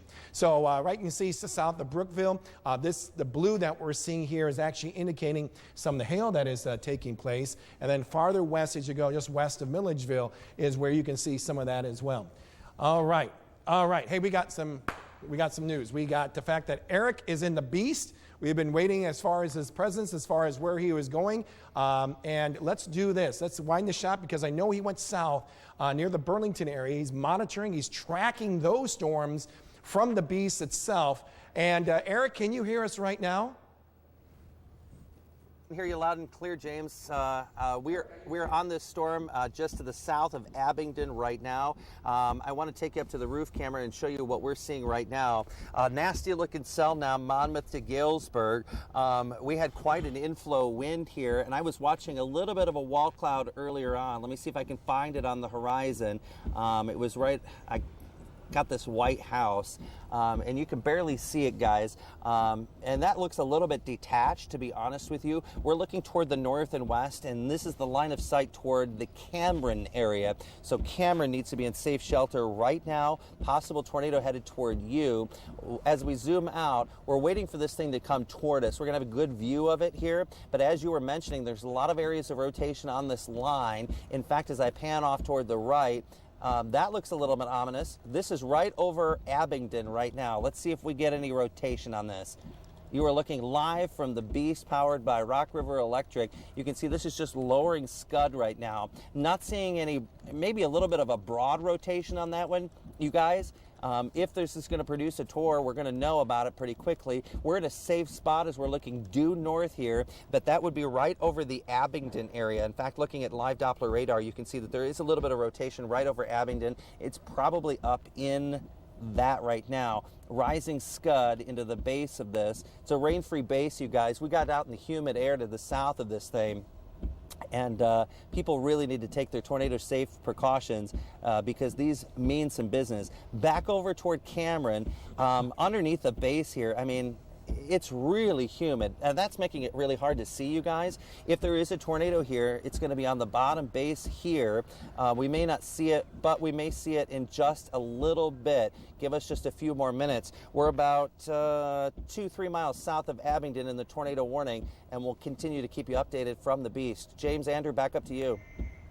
All right, thank you very much, Andrew. Appreciate it. Of course, now we've got the ice out there that will continue to monitor this storm as it continues to make its way off toward the east. Like Eric said, he's just south of the Abingdon area. Actually, he's a pretty good location, too, given what we've been seeing in areas just south of Monmouth, near Crookwood, and just north of Stronghurst as well. And those are the storms that continue to make their way off toward the east. So he's going to keep an eye on that in the distance. And I would say just to his west. Now, it's going to be very challenging maybe because these are the same storms that has a history of being rain-wrapped. So that may make it a bit of a challenge as far as actually witnessing these tornadoes that we are noticing in these locations. A couple of them, little spin-ups going on, like I said, just near the Kirkwood area, and then the system that is now just east of the Burlington area. Let's go ahead and show our viewers once again the wind velocity in those particular areas. Let's first start off with the one located. Let's go to the one in Monmouth actually first, because that really sticks out big time. Here's the town of Monmouth right here. There's 70th Street actually going into town, 180th Avenue, and right here likely we're seeing some of that rotation going on. So that's something we'll have to keep a watch on as that continues to make its way off toward the east. Eric, you're saying you're seeing a funnel? Eric? Yeah, I can't tell if it's attached or not, you guys. We're looking again up toward the Cameron area. Let's go to Eric and let's go to his view over. Have a better vantage point than I do. I can't tell. It's just so humid out here. That's definitely the rain-free base, wall cloud there, and we're looking off due to the. Well, actually, this is northwest from where we are now, looking toward Cameron, and that's the rain-free base right there. If something's happening, it's going to be right there. I can't tell if that thing is rotating or not. It's just so humid out here, you guys. Having a hard time on that one, but we'll monitor that. Definitely need to be in your safe shelter areas southeast of Monmouth over toward Abingdon. Also noticed a little bit of rotation. Let me look back up here. It's scuddy. I mean, this is, and we'll be watching. Yeah, keep an eye on it there, Eric. I think you're in the right place there. We'll send it back over to you. Yeah, we'll stay right here. Looking at some of the rotations still, especially as you go to the east of Monmouth. Notice as you go especially south and east, that's where we're seeing some of the strongest rotation on radar at this time as the tornado warning continues. Let's put a loop on this to see exactly where this is heading. It's still moving to the east-northeast, getting ready to cross US 34. And if you watch this, you notice that there was a really quick uptick in some of the circulation coming off just between Monmouth and Galesburg before it kind of fell apart a little bit, but still some good rotation that's soon going to be heading into Galesburg.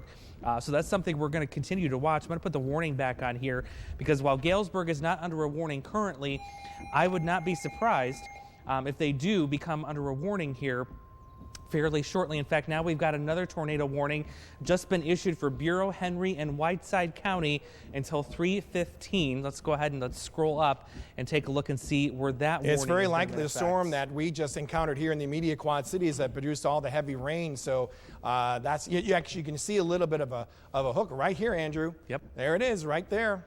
There it is. Just around Illinois 92. That's a hook. That's where the tornado is. That's where the tornado is right now, folks.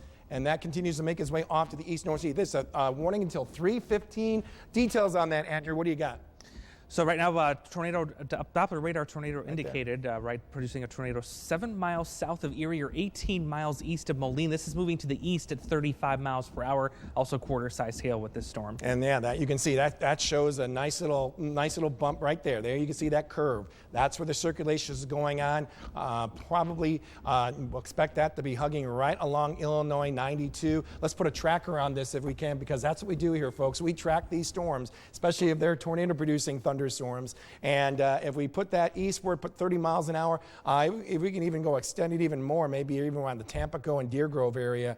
Yeah, I would say just to see fair warning, we're talking about a storm that will be in the neck of the woods around Tampico and New Bedford, probably in less than a half an hour or so as that makes its way off toward the east. Once again, let's go ahead and show that we have more than just one tornado warning going on. We have a number that are taking place here. Here's the latest one that we see making its way east. Here's the one they have extended a little farther eastward to the north of us, just north of Carroll County. And we mentioned how Buffalo, you're may be impacted by that tornado-producing thunderstorm as that makes its way off toward the east itself. This is Ogle County right here going into Mount Morris. So there's a signature that we see right there indicating a tornado that is actually on the ground itself. It continues to make its way off to the east. So we have one tornado warning here.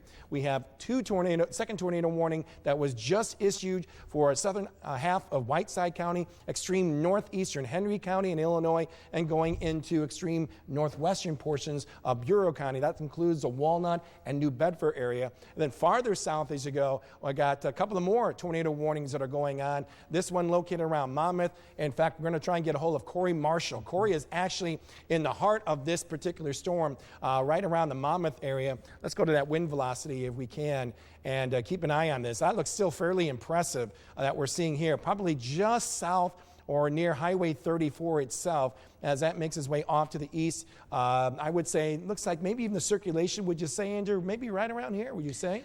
Yeah, that's what I'm thinking. Right, just as you said, south of US 34 there, right in that general location here. Let's go and put a track on this as that makes its way off to the east-northeast. There hasn't been a warning issued yet, I don't believe, for Knox County, but I think that's going to change pretty quickly. Cameron, about 5 minutes.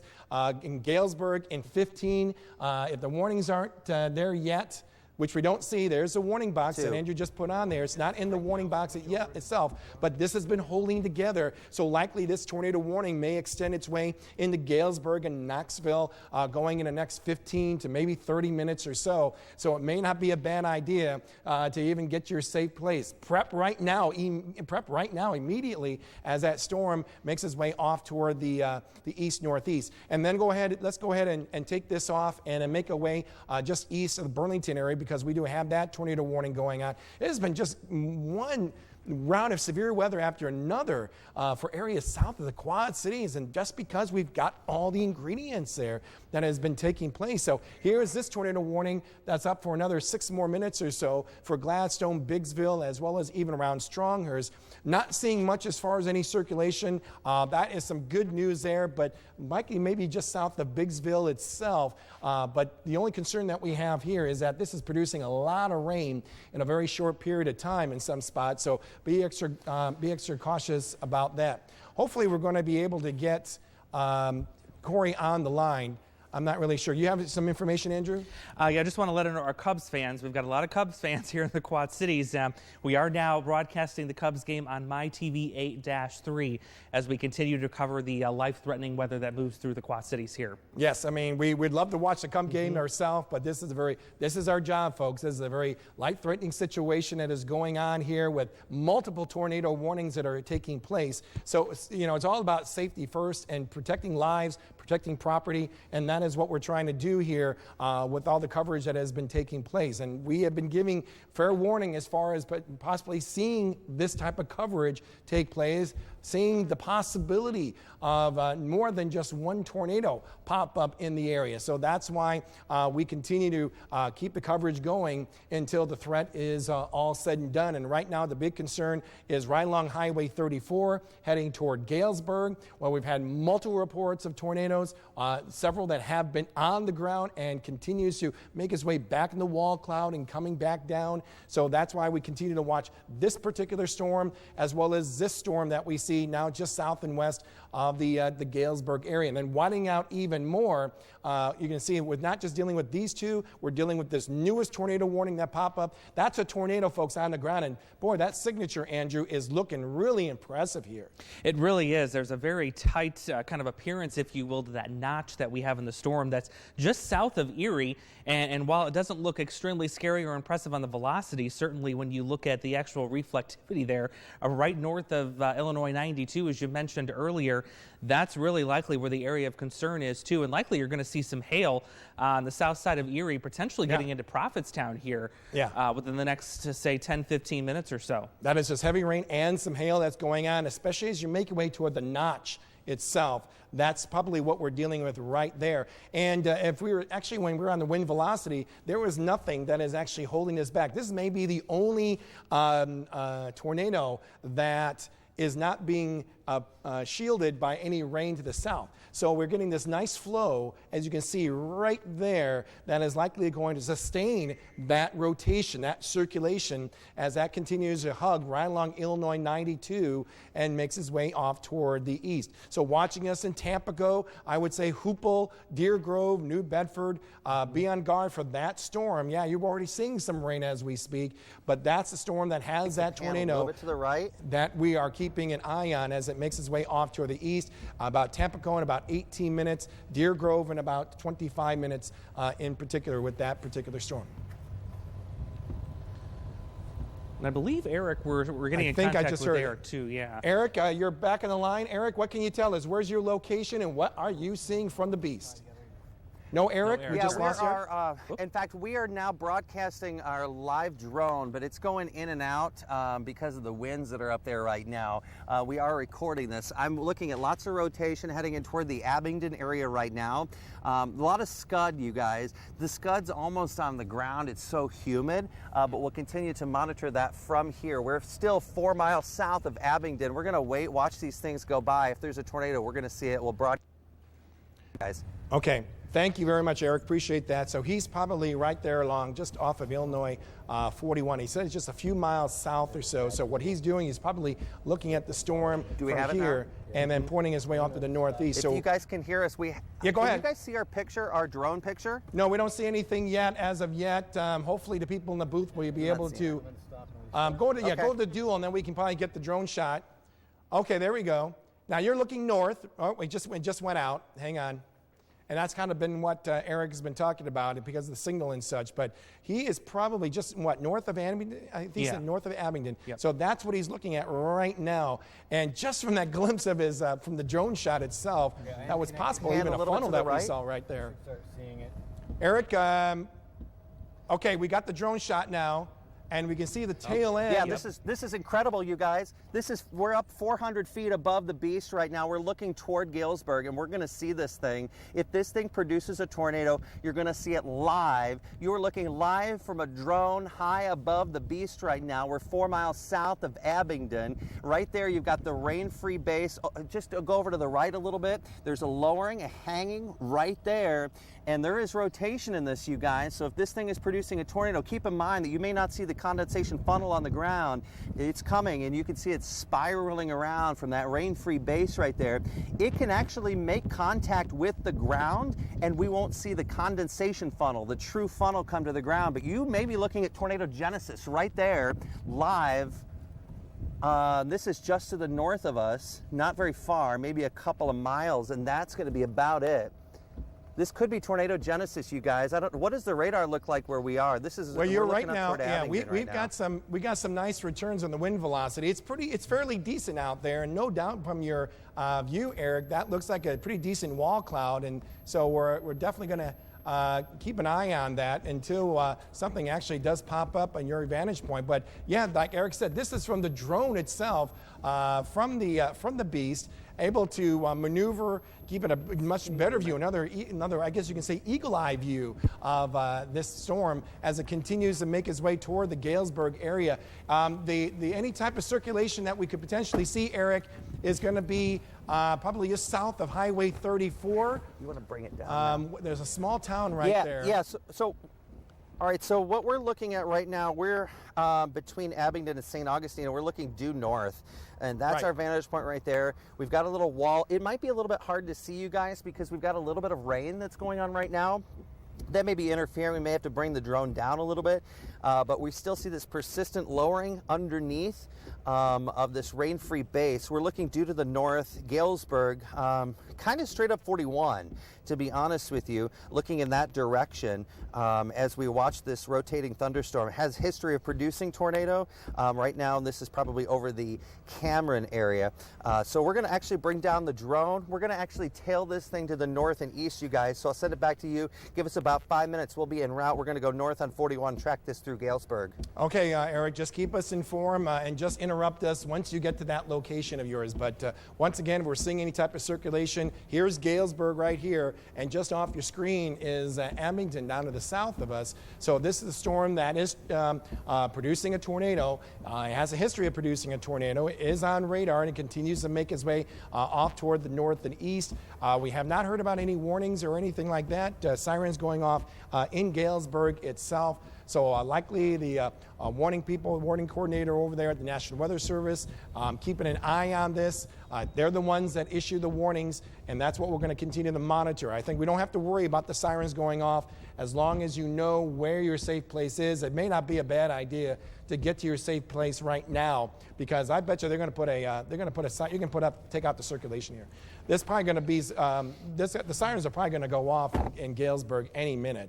But likely, this is probably where we're dealing with the circulation. Would you agree with that, Andrew? Yeah, that's likely where we're going to be looking at that, view? Right along, was that Knox Highway 26 there? Right. So I don't just need getting to do ready to anything cross on here? Illinois 41 is where it looks like that's at. Eric, if you're still listening, I mean, it's going to be just north of Abingdon itself along Illinois 41. If you're really in a nice, safe location, a right flank area, hard to tell if this is a rain wrap. It has had a history of being rain wrapped itself. So hopefully we'll be able to get Eric and maybe get that camera located on that particular storm as it's located just south of the Galesburg area and continues to make its way off toward the east. By looking at that drone shot that we had from the beast itself, we had a pretty decent wall cloud located where they were at, looking north of Abingdon itself. So no doubt the wall cloud is there, and that's usually a good location of where that tornado may potentially be dropping from the sky itself. Let's go ahead and review once again. Not only will we be keeping an eye on this one, but certainly other warnings that are going on as well. Let's make our way up to the north here. We keep an eye on this particular storm.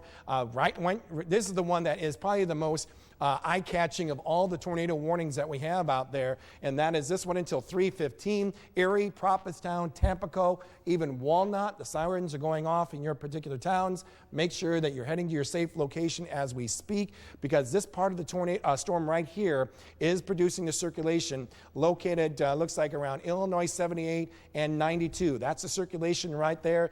Continues to make its way off to the east near Prophetstown itself. This is probably where we're dealing with a nice hail shaft going on, maybe even some quarter-size hail with this particular storm as it makes its way off toward the east. Just a second here. I know Andrew's getting some more information here, but let's go ahead and get a tracker on this and put the wind velocity on as well, if we can. And you can see it's right there. That's probably where the tornado is, located just west of Illinois 78. Tampico and Deer Grove definitely in the path of this storm, of this tornado. Give it about 15 minutes, less than 15 minutes in Tampico, 20 minutes around Deer Grove. It may be just north of the New Bedford area. That would be good. As long as it stays from west to east, then New Bedford and Hoople, I think you're going to be okay, just by what we're seeing here on the radar. And keep in mind, there's only so much that we're able to see on the radar itself. So hopefully everything is looking pretty good, that it's in open fields here as it continues to make its way off toward the east. Of course, we'll keep an eye, too, for our friends in Walnut and Harmon. If it holds together, we're talking about maybe this particular storm interacting with your city in the next 25 to 30 minutes or so. Impacting, I should say, interacting. I'm thinking of so many words here. So many things are coming through my head right now.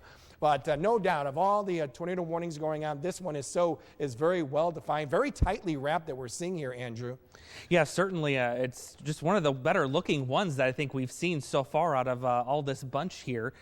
There's a little bit of storm interaction notice just to the south of that coming along Illinois 92, rather, getting into Illinois 78. So it'll be interesting to see if that can kind of cut off some of the circulation as that storm is moving a little bit more directly to the north compared to that storm heading to the east. But still, yeah, good looking signature. Yeah, about 10 minutes ago, it had that nice open flow going into it, and it is like banging into it big time. So, boy, that would be some fairly good news if it does actually cut off its flow, because then it's just going to be more of a heavy rain, downbursts of wind event with some hail as that makes its way off toward the east-northeast. But nonetheless, it's still a tornado warning. It's still a tornado right there on the radar itself. So we've had reports of it, that it's on the ground. It continues to make its way off toward the east-northeast. Tampico, even around Deer Grove, and definitely in the path of this storm that has a tornado with it. We also have right now Elizabeth Wattis with us.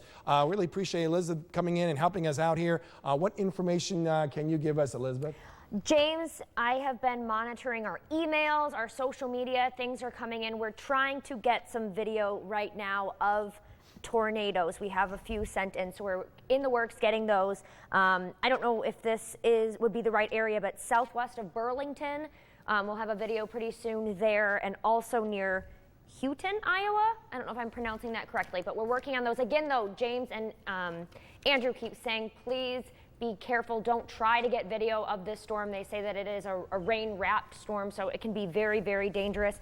Also, the Criterium in Davenport police putting out flash flood warnings for people in the area. There's a big bike race in the East Village right now, and they're sending video on their Facebook page of just streets overflowed with water. Again, do not drive through those water. That is the warning that Davenport police are putting out.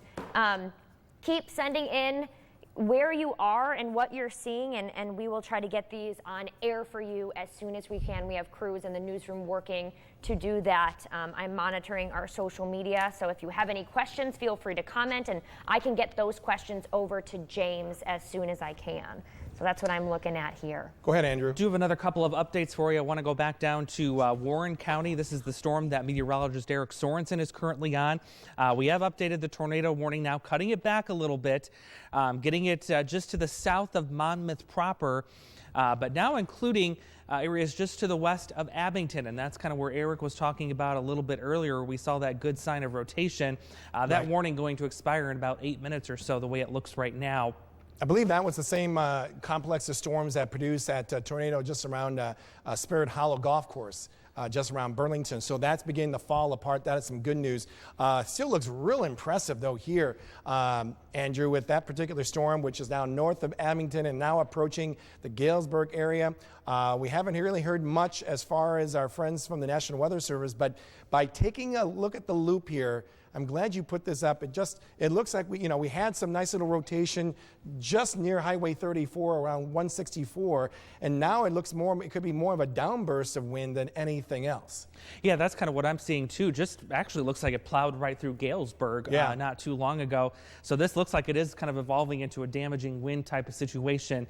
Now, Knox County, of course, is covered by the Lincoln, Illinois Weather Office. So they're now in control of what this storm gets in terms of warning issuance. As of right now, I'm kind of monitoring their chat with the Lincoln National Weather Service. They're not really saying too much about this particular storm at this time. But as you were saying, I think strong winds are likely ripping through parts of Galesburg right now as we speak. Yeah, remember too, because when we're dealing with winds, maybe, and there's the criteria, or I should say not the criteria, but that the ingredients that were expected for some of the severe weather, one of them had to do with the possibility of winds maybe in excess of 60, maybe even 70 miles an hour. And so we could potentially be dealing with this possible line of some damaging winds making its way eastward. So likely we could be getting some power outages, possibly from all that wind that's going on, as well as some of the heavy rain that is definitely taking place here. Yeah, and just looking at the velocity data and even the reflectivity, it looks like for the most part the threat is wrapping up for areas around Monmouth. I would say I think that's passed off to the east now. So likely not too concerned with that. But again, if you are in, near Galesburg, especially east of Galesburg, I think the high wind threat is certainly there, along with that heavy rain. Also likely going to be some hail with part of this storm too, as it continues to track to the east. This is right along US 150, just to the north of Illinois 92. So Knoxville's getting some heavy rain right now, perhaps some small hail, especially in that southern extent of the storm there. Otherwise, a lot of lightning, some heavy downpours and gusty winds are going to be likely too, especially in Knoxville, right along I-74. Likely going to be some significant slowdowns in traffic there. I'll have to see if we can pull up some of the traffic cameras here shortly and get a view possibly in that direction. But otherwise, we're continuing that tornado warning off to the north in parts of southern Whiteside County. That includes Prophetstown, and now getting that to head into Tampico. And you notice the two storms have merged now, so we've kind of lost that really powerful signature. But we'll pop the velocity data back up and see if we have some rotation, which it appears we still do. South of Prophetstown, this is going to be heading in towards Tampico. There you can see it there, as James is pointing out, just north of Illinois 92. Yeah, I would say that's probably it right there. But yeah, once that wave of moisture came in, it probably sealed the deal on that. We'll see how that all turns out. But kind of comforting news right there, just by the radar itself, that we're not seeing that tight circulation like we saw about 5 minutes ago. But nonetheless, you can see, as Andrew has just put this into motion, where that was and how impressive it did look. And now it's probably just right there in Illinois 78, just north of 92, as you mentioned, and continues to make its way off toward the east. So be on advised for our friends in Tampico. It is definitely heading in your direction as this continues to make its way off to the east around 25 miles an hour or so.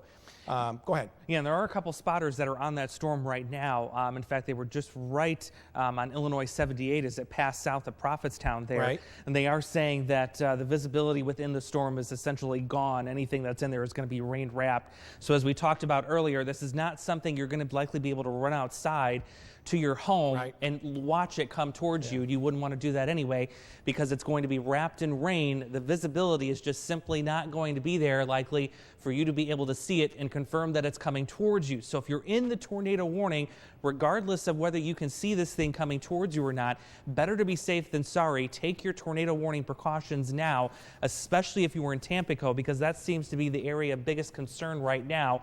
Doesn't look like Sterling Rock Falls is going to get much out of this. It's going to pass to the south unless something develops a little further northward.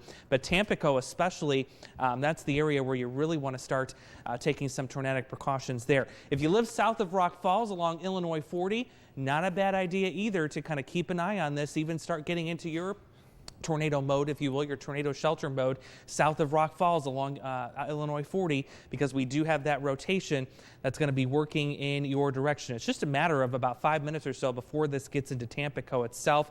A little less organized than earlier because we've had these storm mergers take place in southern Whiteside County, but nonetheless, I think the threat is still there for Tampico.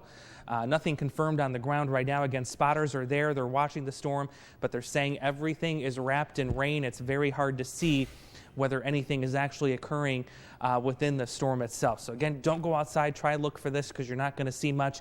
It's going to be a wall of rain. Don't wait for that to reach your location. Take your actual precautions right now. The warning does include Walnut too, by the way, and not to say that the storm that merged with it to the south could start doing something either. I think that's another area that we're going to have to be watching likely in the next 15 to 20 minutes. So Walnut, you also need to make sure that you're keeping a close eye on this storm, as well as Deer Grove. I know it's a small town, but a lot of folks watching News 8 from down there. You want to make sure that you're taking your tornado precautions right now with this storm as it continues to move to the east. This is moving to the east at 30 miles an hour. Doppler radar indicated tornado was near Prophetstown just a little bit more than 5 minutes ago, and now you can see that potential is going to be working as we go towards Tampico. So let's put the track on that, where that greatest potential for a tornado possibly developing will be. And you notice you got about 10 minutes in Tampico to take cover, a little bit less than 20 in Deer Grove. Let's go back to the storm out in Galesburg, because I know we've been there's a bunch of spotters out there, including Eric, who's in the Beast, who's monitoring all of this that's going on. It doesn't look like much, except for the fact we know just by looking at the radar, we've got some heavy rain, we got a lot of wind as well, maybe a good downburst of wind. What was that? Okay, let's go ahead and think, Eric. Okay. Eric, can you hear us and tell us your? Go ahead. Yeah, I can hear you guys just fine. We're at 116. We're halfway between London Mills and St. Augustine right now, and I can tell you that there still is a rain-free base. We're looking due to the north. In fact, let me take our roof camera right now, and you can see this is due north from our vantage point, and these clouds are right over Knoxville right now. So we're actually zoomed way in on this. In fact, I could zoom way out. So you can see here's the cell, here's where the rain is, and if there is any rotation left, it's going to be not over here, because you see that scud is not even connected to the base. It's going to be this rain-free base right in here. Not seeing too much in the way of any lowering right now. However, our vantage point from here shows that there's still inflow into this. I think this cell is cycling and will probably continue to get a little bit more activity as we work toward the east. I hear you guys have another warning, so we'll send it back over to you guys. Okay, all right, Eric, great job. Thank you very much. Let's go. We're gonna find out here. Oh, we got some. It is.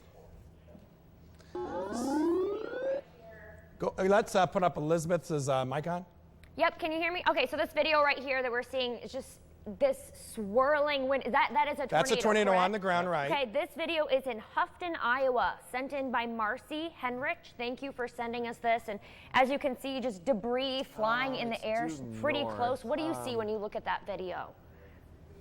Well, no doubt there's a tornado on the ground. Yeah. No question about that. Absolutely. And that's really impressive. Wow, you can see it just hit that barn right there.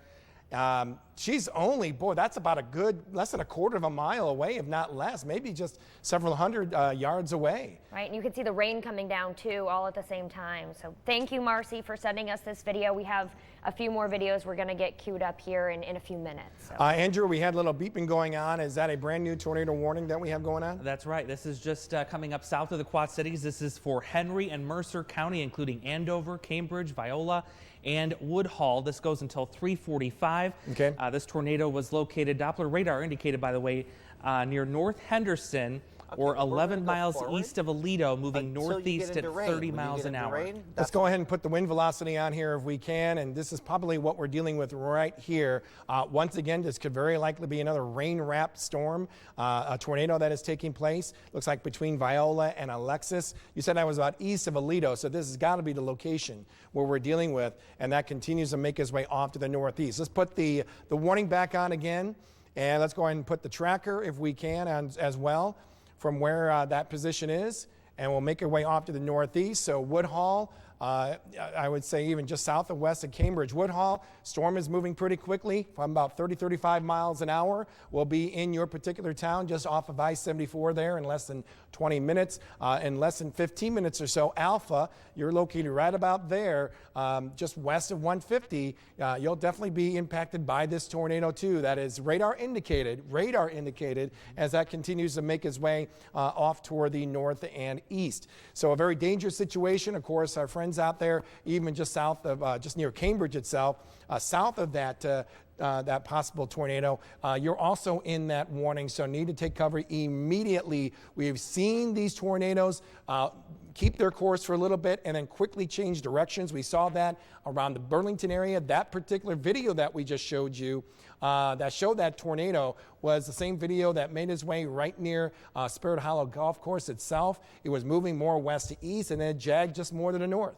Okay, so we could very likely be dealing with that, even though this storm is kind of looks like may hug just the southern half of the tornado warning box itself. It could wobble a little bit more to the north. That's why we've extended it out a little bit more to indicate that Cambridge would be in this particular tornado warned storm. So be cautious about that as it continues to make its way off to the north and east. Of course, we've been dealing with a lot of heavy rain with the air so incredibly humid. It's being rinsed out and dropping a lot of rain in a very short period of time. So we're getting plenty of reports of some flash flooding in some spots.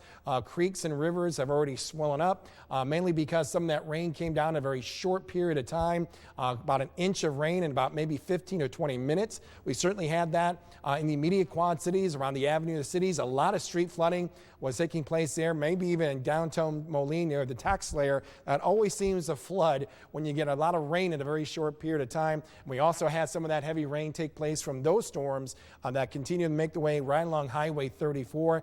These are estimates that very likely happened in about a good 15 minutes. All right, so that's why areas like around Monmouth had some very heavy rain, likely seeing some high water in spots as well, and now making its way around the Galesburg area as that continues to make its way off to the north and east. So there's a new tornado warning. Once again, if you're just joining us, that is until 3:45. That includes cities such as Alpha, Andover, Cambridge, as well as over in Woodhull.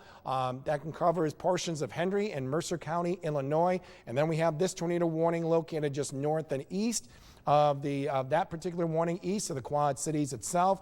Doesn't look very impressive as far as showing that comet-shaped signature, but no doubt some heavy rain, very likely even some hail on the northern fringe of this. This is where you normally see that hail shaft take place. And you see the core of lightning that we're noticing. That's very likely where a possible circulation continues to take place. We saw this storm actually get interacted with another burst of some rain into it, we're kind of disrupting the circulation itself. But if we had to put our hands on it right there, that's where it is, just south and east of Prophetstown. That's very likely where we're seeing a possible rain-wrapped tornado. And Andrew is putting that up there right there. That's probably what we're seeing. Still staying between towns itself, more in open country, but nonetheless, it's a storm that we'll keep an eye on. If it holds its own, then Nelson and Dixon, in about 20 to 30 minutes or so, you'll be impacted by that particular storm. Hopefully it will be more of a wind event than anything else, and nothing tornadic, let's put it that way, as that makes its way off toward the east. Just want to point out, too, because we've been showing this green outline, too, of portions of Rock Island. In fact, not just portions, all of Rock Island and Scott County. This is a flash flood warning that continues until about, I think, 7:45 or so. Yep, 7:45 this evening. This green shaded area, this is where we had some very heavy rain in a very short period of time. So the warning is out because of all that heavy rain that took place. Keep in mind the ground is already soaked, so some rapid runoff is probably taking place. That's why we're seeing some of those creeks and rivers, those small rivers and tributaries swelling up very quickly. So that's something we'll be keeping an eye on. And then also another flash flood warning until 8 o'clock for Des Moines, Henry, and Lee counties in Iowa. This is until 8 p.m., and that covers the cities of Burlington, Fort Madison, New London, West Burlington, West Point, Charleston, Dallas City, Middletown, New London, Salem.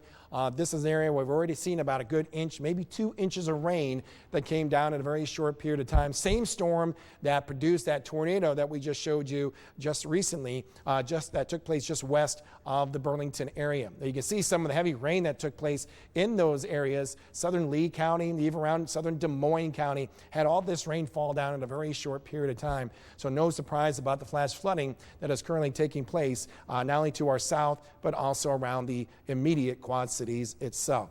Any new developments that we're seeing from spotters out there, Andrew, as far as this tornado warning as well as one to our north and east? Nothing in terms of either of those as of right now. They're still continuing the tornado warning for radar indicated rotation. Both storms have hail up to size of quarters. This includes the storm down here in Henry and Mercer County, as well as the storm to the north up in Whiteside County that's going to be passing to the south of Sterling Rock Falls. It's actually heading for Tampico right now. Some of the rainfall, I'm just going through some of the reports. There was a measurement of more than 1.5 inches of rainfall a mile northwest of Davenport. So there's another good example as to how much rain these storms are putting down. That likely fell in about an hour or less time. So certainly the flash flooding threat is very real with these storms. We have a lot of moisture for these to work with. Back down to the Henry County, though, and Mercer County storm we go. You can see some of the broader rotation coming up just to the north of Woodhull there. That'll be crossing I-74 within just a matter of moments here. I see they just updated the warning here. We'll see if it comes across our screen here momentarily, but they're canceling parts of the tornado warning for Henry County at this time. That's on the Illinois side, of course. Okay, so they're probably talking about maybe this one right here, I would say. Yep, the not part so much there, yep. Yeah, so we're good for the northern half of Henry County, but that southern half, that's the one that we're watching as well. But still an impressive storm. It's the moisture inflow the airflow is being blocked. likely by some of this activity that we see between Hoople and New Bedford. So if we're going to see any circulation, it could be right on top of Tampico, Andrew. Let's see what we got here. Probably right there around Fargo Road and Ridge Road itself. That's probably where we might be seeing some of that circulation going on just west of Hickory Hills as that makes its way off toward the east itself. So once again, doesn't look that impressive, but it's still showing that signature. Likely maybe a very weak tornado that is going on there, and no doubt is a very rain-wrapped tornado. You can see still indications that we're seeing some type of a curvature right here, likely seeing the circulation, that tightly wrapped circulation, grabbing some of that moisture and just wrapping around where the possible tornado could be just along Illinois 172, along just north of Tampico itself around Fargo. So that's probably what we're seeing right here with that storm as it continues to make its way off toward the east.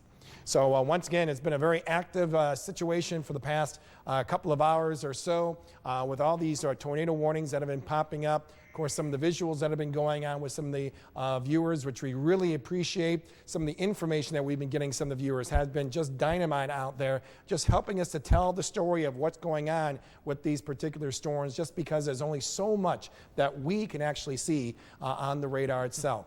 Elizabeth Wattis joins us at the anchor desk, and what information can you tell us, Elizabeth? James, I'm checking our social media posts, and video and pictures are coming in. Now, this video I'm about to show you right here, this was taken just southwest of Burlington, Iowa, around 2 o'clock. Kurt Houston sent this in, and that looks like a funnel cloud. That's actually a tornado that's on the ground, and likely the indication that you told us there, the position. This is probably right near Spirit Hollow Golf Course. Okay. I wouldn't be surprised. Yep, it's from Kurt Houston, and he said he was just southwest of Burlington, Iowa. This was taken around 2 o'clock, and there's actually audio here. Can kind of hear some things, and rain coming down as well. So Kurt, thank you for sending us this video here. Okay, thank you very much on that. Hey, we got Eric. He's in the Beast. He's been kind of chasing that one particular storm out around just outside of Galesburg, just around Abingdon itself. Do we have Eric on the line? Okay, Eric's doing some chasing. You got the camera on the truck. Go ahead, Eric.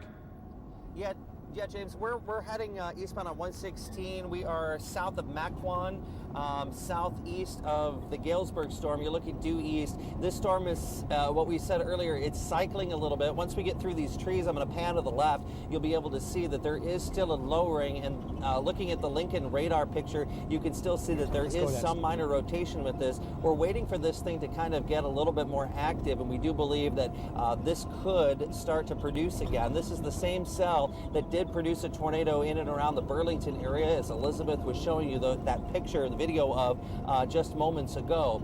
We're still tracking this storm. We're the only ones on it heading eastbound on 116. Kind of a lot of trees around this area, but looking just off to the north and northeast from our vantage point live in the Beast. If there is going to be a tornado, we're going to see it probably out of one of these rain-free bases, but right now we're waiting to see if that rotation gets kind of wrapped back up. I got a little bit of a better spot right now as we're panning off toward the north. So this is the area in 74 between Galesburg and Peoria. We're going to continue to follow this in the Beast. We think that this storm still has the potential of producing a tornado in the next 15 to 20 minutes. We'll send it back to you guys. And Eric, you said you're out on 116, correct? Illinois 116? Yeah, we're 116. We're headed toward the Farmington area. Got it. We're kind of keeping an eye off to the north and in toward Elmwood. Still seeing a little bit of rotation from Douglas, Yates City to Elmwood. So we're still staying to the south of this thing because if it's producing something or it's going to, we want to kind of keep the Beast in a safe spot and also be able to see it because we want to stay out of the rain. Right. And that's how you get that definitive look to the clouds. So you can almost actually follow this. Go ahead. I'm sorry. Go ahead. I was going to say you can probably go ahead and make your way up to Elmwood, which is still pretty safe where you're, if you make that left going north toward Elmwood, I think you'll still be in a good location, mainly because we've been noticing the loop on this, especially on the wind velocity, has been moving from west to east, almost hugging, I would say, along Interstate 74 itself, possibly even heading east toward Brinfield and maybe Millbrook. So even taking that taking that direction north toward Elmwood, you'd be coming up to it very soon. You'll still, I think, be in a very safe place. Yeah, and it's one of those things, James, we know that this is kind of getting outside of the News 8 coverage area, but if this thing is going to produce something in and around the Peoria area, we want to be able to get it live and let people know there as well that this thing is a mammoth as it's moving off toward the east. Keep in mind that this is virgin air still around here, that we haven't seen any thunderstorm action, so there's quite a bit of potential energy that's still yet to work through, so that's why we think that this thing could get stronger before it gets weaker. Right now, we're coming up in the town of Middle Grove, starting to get a little bit of rain. We're going to slow it down just a little bit, let this thing come up on us, you guys. All right, great view from the beast itself. As you can see, that's rather impressive. And as Eric just mentioned, a lot of storm energy still involved here as it continues to make its way off to the east. You can see the radar as such, and then you can see our legend here, high to extreme. Anytime you see that yellow or even white, there's still a lot of energy out there for this storm to not only produce a lot of rain, some hail, some strong wind, but even the potential there of producing even a tornado. Keep in mind the wind profile we've been noticing across the area has been kind of veering a little bit, meaning we got the winds coming out of the south, and then in that clockwise fashion, it kind of moves more off toward the west and then eventually north. So that's a sure sign that there is some still good rotation that is taking place with these storms as they make their way off toward the east. I believe, Andrew, you had a little loop going on here. Oh, okay, let's go back to that warning back around southeastern Whiteside County. Still have that warning up for another less than half an hour or so, Andrew. Yeah, that's going to go till 3:45. And one of my good friends, Tim Baster, is actually on that storm right now. I've been communicating with him back and forth to get an idea of what's going on. He says the storm is cycling right now. Okay. He's noticing that rotation begin to increase. Also seeing a lot of positive cloud-to-ground lightning strikes right now. We're going to go to Eric right now because, Eric, I think you see something right now. Eric, go ahead. Yeah, we've got some development I've noticed on the radar, and we're going to be in a good spot to see something coming up soon. Let's go back to roof camera. We are live in the beast right now. We do believe in about 5 minutes or so, we're actually going to punch through some rain here on 116 headed eastbound, noticing that there's developing rotation between Farmington and Hannah City. So we're almost into Farmington right now. We get through this rain, and we may actually, if this is producing a tornado, we may see it here shortly. Hannah City, also the western part of Peoria, developing perhaps tornado. We've got a hook signature on this thing, and we're going to continue to monitor that. We may have something, guys, in just a few minutes. Okay, interrupt us anytime, Eric, okay, if you happen to see something, all right, buddy? Nice job out there with the beast as it heads east. Right there going in toward Farmington itself. So that's where Eric is right now in this particular part of the storm itself as it continues to make its way off toward the east. Andrew, once again, let's go back to the information that you have from your chaser who's kind of monitoring this particular storm right here. You said it's kind of recycling, and it's kind of showing some of that, a little bit of that, right in this area between Tampico and Deer Grove. Is that correct? Is that pretty much where your chaser is? Yeah, that's exactly where he's positioned. He's just south of that, so that'd be a little bit south of Deer Grove there on Illinois 40, last I heard from him here. Okay, so right about there. Yep, seeing a little bit better organization. And again, one of the signs you can always look to is the lightning activity. If you really see... Yeah, look at the core of it right here. Yeah, a lot of those cloud-to-ground strikes ramping up significantly. That's a sign that you're getting that better organization, and that's exactly what he's seeing. So certainly, especially north of Tampico, north of Deer Grove, even I think at this point getting a little bit south of Rock Falls, right along Route 40, those areas should really be starting to get ready to see shelter rather right now. Yeah, you're getting a lot of wind that's going up and down from the storm itself, running in the rain droplets, likely even some hail as well. It produces a friction, and there's a charge that goes in there, a little rubbing of the charges. And every time we see a lot of lightning in that particular area, that means we're seeing some really good development, some rapid development. And that's why just by looking at our lightning detection here, that gives us a good idea where the worst of the storm is located, where the better dynamics are actually taking place, and even likely the possibility of that rotation that is going on as well. So I want to set up that tornado warning box again for people who are just joining us. This is a warning until 3:45. 3:45. That means we've got a good over 20 minutes or so with this storm as it makes its way off toward the east. It will eventually make its way in toward Lee County here in maybe about 15 minutes or so. as it continues to make its way off to the east around 30 miles an hour.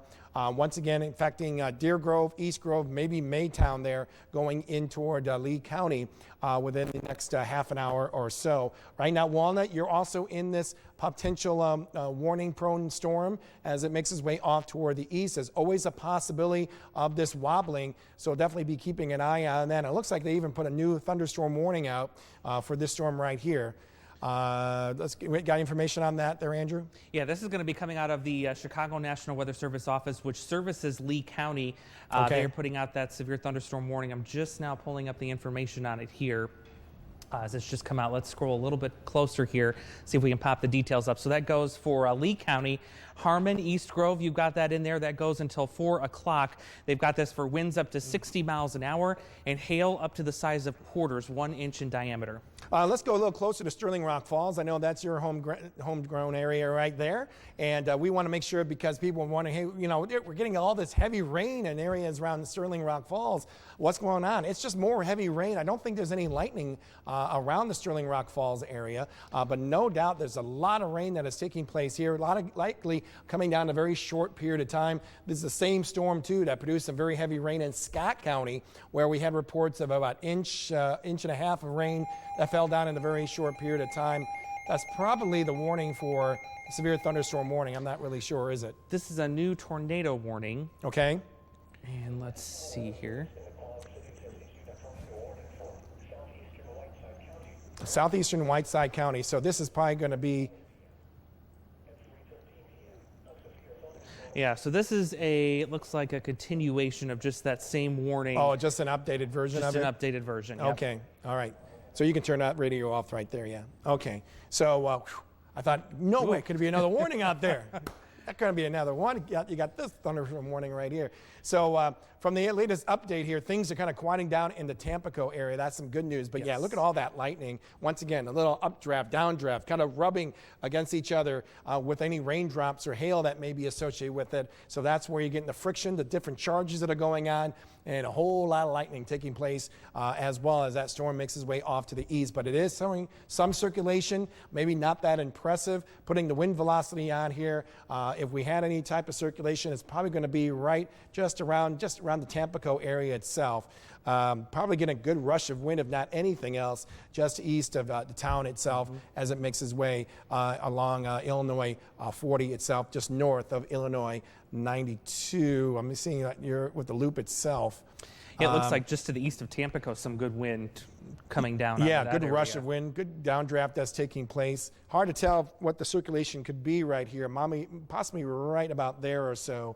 But nonetheless, when you see that bright red shaded area, that's indicating a good downdraft that's taking place right there, just around, I'm going to Hanneman Road. Hanneman Road, there we go. Yep, north of Deer Grove.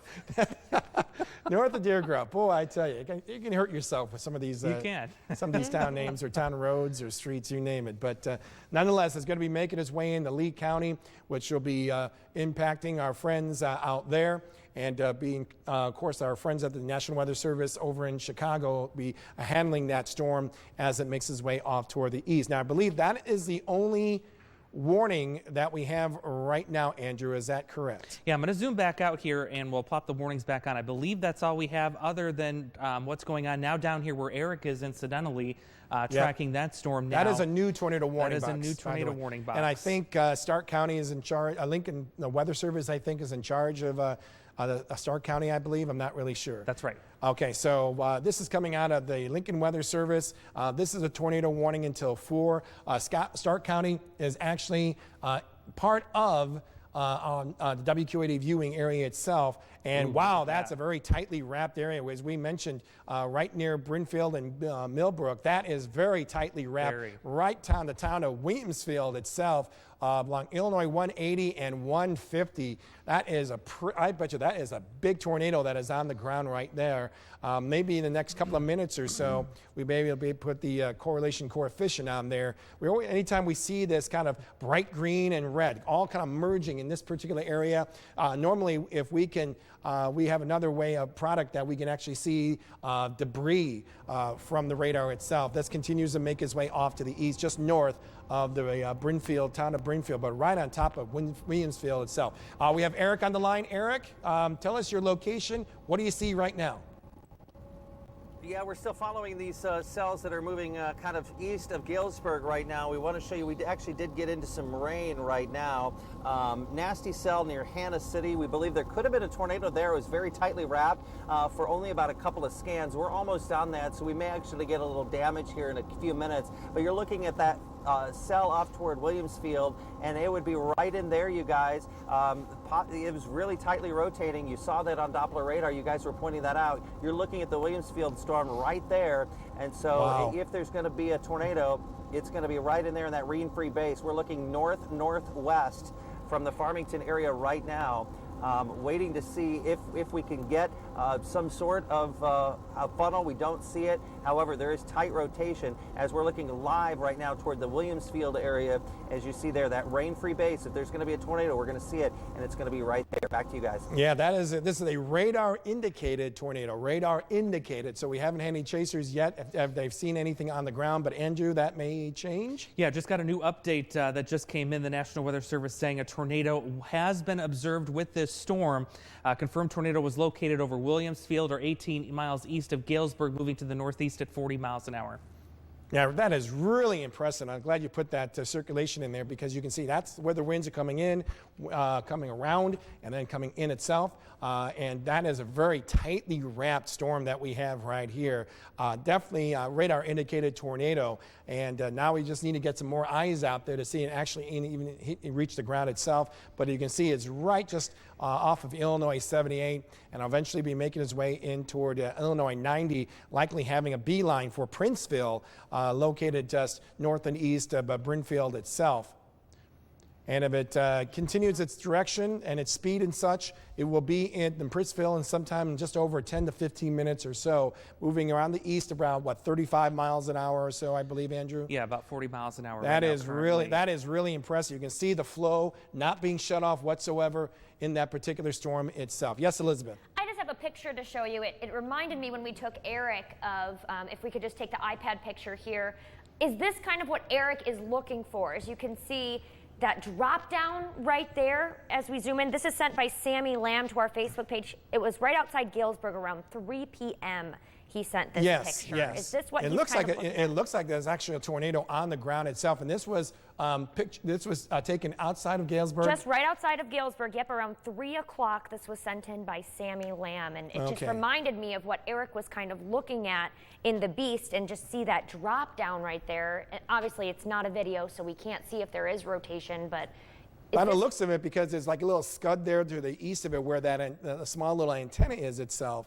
But that looks like a tornado on the ground. What's interesting about this, if that was taken outside of Galesburg about a half an hour or so ago, that's a little surprising, because we haven't been hearing any reports or such from chasers. I could be wrong. I'm on the green screen itself, so we're getting information left and right on that. But by that picture alone, and Andrew, correct me if I'm wrong, I mean, that does look like that was a tornado outside of Galesburg. You know, it certainly does. It just by how low that certain feature in that picture is hanging to the ground is quite concerning to me. I think we very well could have that. Also, notice how close it is to kind of that range shaft too. Right. And we're talking about, we have these high precipitation supercells. That's a good example of the fact that may not be it there, but it actually could be buried a little bit further back within that range shaft. Yeah, that really impressive there. So yes, great shot right there. We appreciate that. We appreciate all the information that's coming in from our viewers out there. I know that around Galesburg, Knox County itself, that's News 8 country, and they just love sending us anything that we can do, they can do for us, as far as getting those getting that information out there. Okay, Eric, I know I'm getting a lot of people talking in my ear at the same time. Really impressive that we're seeing on the radar here, Eric, just north of Millbrook, right on top of Illinois 78 and Illinois 90.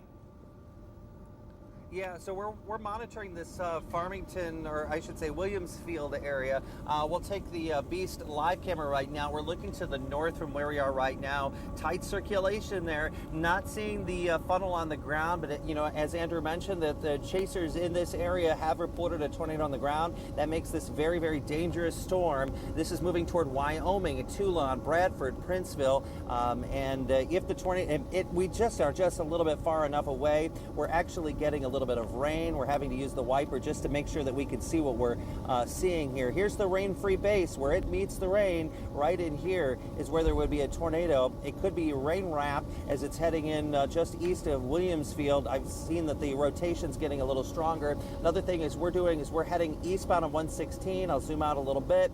We're noticing a little bit more in the way of velocity scans out of this. Perhaps this is a developing wall cloud right in front of us. We're looking toward Hannah City, Illinois, heading in toward the West Peoria area. That's a wall cloud, friends. We may start to get this rotating pretty shortly. So we've got two areas of concern. We're looking eastbound on 116 now in front of us toward Hannah City, and then this area back off toward the north and the west. This is that cell that came out of Williamsfield that perhaps produced a tornado. We're tracking them both right now in the Beast, live on News 8.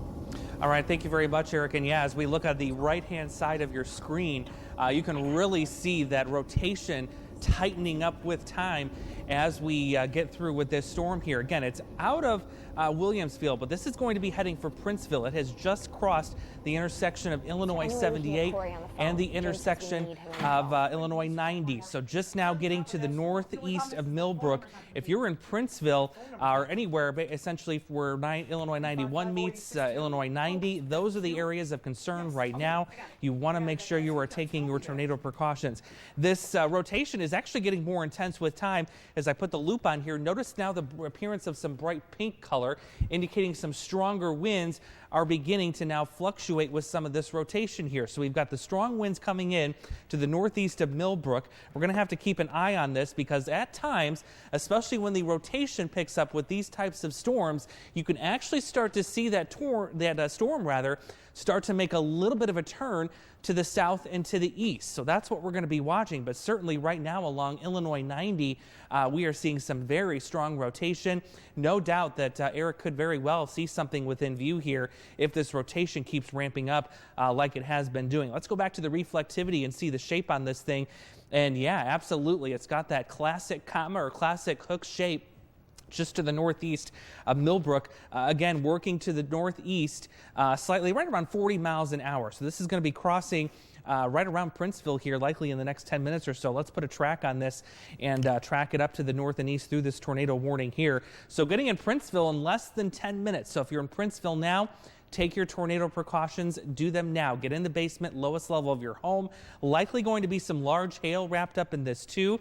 As we zoom back into the reflectivity, this is where you're going to find your hail. It's going to be on the northern flank of this storm. So to the north of Princeville along Illinois 91, that's where the large hail is going to go, followed by a potentially tornadic situation too, as a tornado may begin developing at a moment's notice here just to the east of Millbrook, right along Illinois 90. And I gotta say, you know, when watching all these storms today, I think this is the strongest couplet in terms of rotation intensity that we have seen in all of the storms today. So this is a potentially life-threatening situation that's going to be developing just to the north of Princeville, if not in Princeville itself, as we get into the next 5 to 10 minutes here. So Princeville, you need to be taking cover immediately right now. Need to also be watching into areas of southern Stark County here, because this is going to be heading in your direction. So not really going to impact Toulon per se, but it will eventually skirt just to the south of Wyoming and also near Valley there shortly, right beyond Illinois 91. I'm going to go back to the reflectivity there just to see where that other velocity scan was matching up, because it's actually showing two areas of rotation, but we may actually have some contamination in the data there. I think the main area of rotation is still going to be concentrated right along Illinois 90 there, going into Princeville. But yeah, absolutely strong. Hey, right now we got Corey Marshall, one of our local chasers. He's been monitoring some of the storms the past couple of days. Corey, you are in the heart of that storm right now, Illinois 90. What can you tell us? Go ahead, Corey. Corey, you there? We just had him on the line. Okay, we'll give see us if we can 1 get him minute. back, I know he's trying to position himself and such, because he is like right there in the heart of the storm. Okay, Eric, go ahead. Eric, we got Eric Sorensen on the line. He's in the Beast right now. Eric, what can you tell it?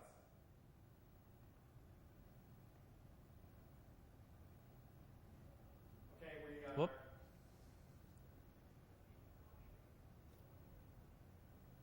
Okay, we have no audio from Eric right now. He's probably chasing that one particular storm. We're trying to get Corey Marshall from Galesburg, a local chaser, veteran chaser. He has actually been right on top of that storm just west of Princeville itself. And hopefully we're going to be getting a thumbs up that we got him on the line itself. But this is a very tightly wrapped storm as it makes its way off toward the east. Let's go back to Eric. No, keep going, keep going.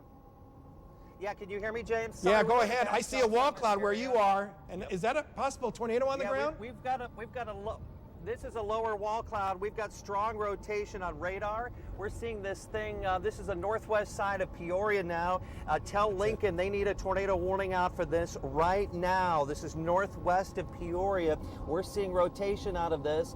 We're on 116, almost to 474. This is going to go through the north side of Peoria right now. You're looking live from the Beast. That's a rotating wall cloud. It's halfway down, you guys, from the base of this storm.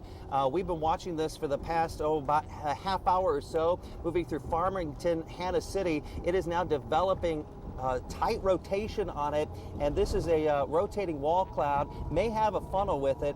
It's so humid out here. That's the one problem that we have from this point right now, is we may not be able to see too much of the condensation funnel make the ground. But what you're looking at here, we may actually have some contact on the ground. We just don't know it yet. But they need to get out a tornado warning. This is for northern portions of Peoria County, Peoria Heights, up just near the big mall that's on the northwest side of town. What we're going to do here shortly is we're on 116. We're going to get on 474. We actually have some open road in front of us.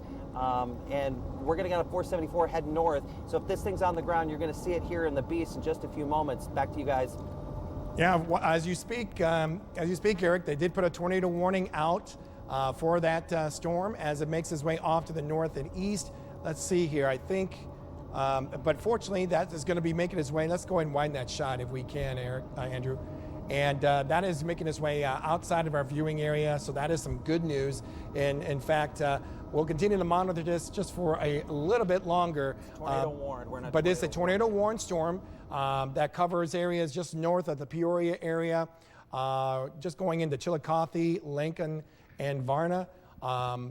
Making its way outside of our viewing area itself, but we'll continue to monitor that storm as it makes its way just near the Princeville area itself, just south and west of Valley there in Stark County. So boy, it looks rather impressive on radar, and as you saw from the Beast, you notice that there's decent wall cloud that is there as well. Any type of circulation is probably located just north of Illinois 190, just west of Illinois 91 itself. Actually, two areas that we see there, very much some tight circulation located just west of those two towns that we see there, continuing to make their way off toward the northeast. Yeah, certainly, and it's still impressive on radar. Not nearly as strong as it was, say, about 5 minutes ago. Maybe cycling itself once again. I had the lightning data on this earlier, noticing a really big uptick in the amount of lightning that's occurring with this storm.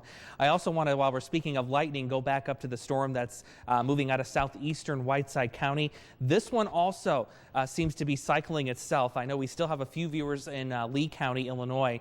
If you are in that area, especially if you're in East Grove or Sublette, I know there's a severe thunderstorm warning for this storm at the moment. They are monitoring, though, the rotation because the storm does seem to be cycling. We now have 2 spotters reporting that the lightning has just ramped up significantly. Cloud to ground strikes every 10 to 15 minutes with this storm right now. And you can see, I mean, our lightning data just covers the entire thing up. So if you're in southern Lee County, specifically southwestern Lee County, even in Sublette, even though it looks like you're far away, watch this storm in Sublette because this could re-intensify. And once again become warned for a tornado. Could very likely dealing with some nice little hail shaft there too between Harmon and East Grove there as that continues to make its way off toward the east.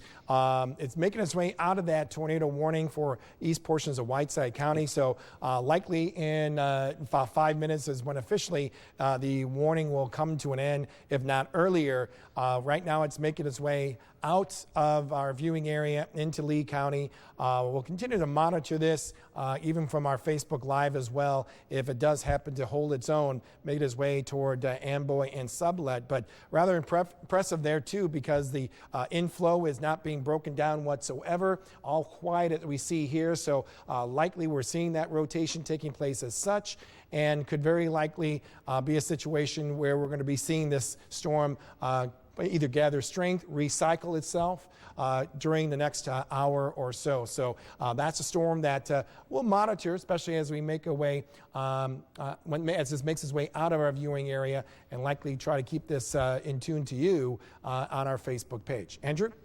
Yeah, so certainly that's one we are going to continue to monitor. Otherwise, it is just, actually, as we speak of the devil, you know, as we just get done talking about a tornado warning, and tornado warning has now been issued for southwestern Lee County. This does include East Grove. This gets us into Amboy and also Sublet. I think this is a little south of Dixon, yes. So this does not include Dixon, but this does include a fairly good chunk of southern Lee County at this time. So if you're in East Grove, Amboy and Sublet, running right along US 52 there in eastern Lee County, you need to be taking shelter right now. And even the reflectivity is starting to enhance itself up as well. So the hail growth is certainly occurring with this storm.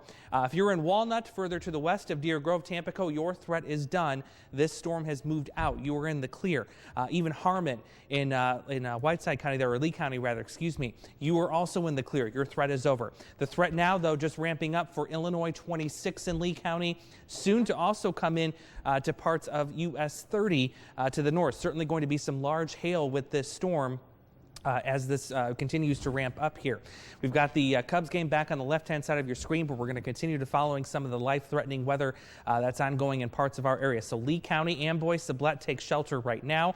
Further back to the south, back down towards Stark County, some of that rotation just to the north of Princeville. Let's go back to the velocity and see if we have any improvement or any change in that. We're kind of in between two radars at this particular location, so it gets a little bit harder.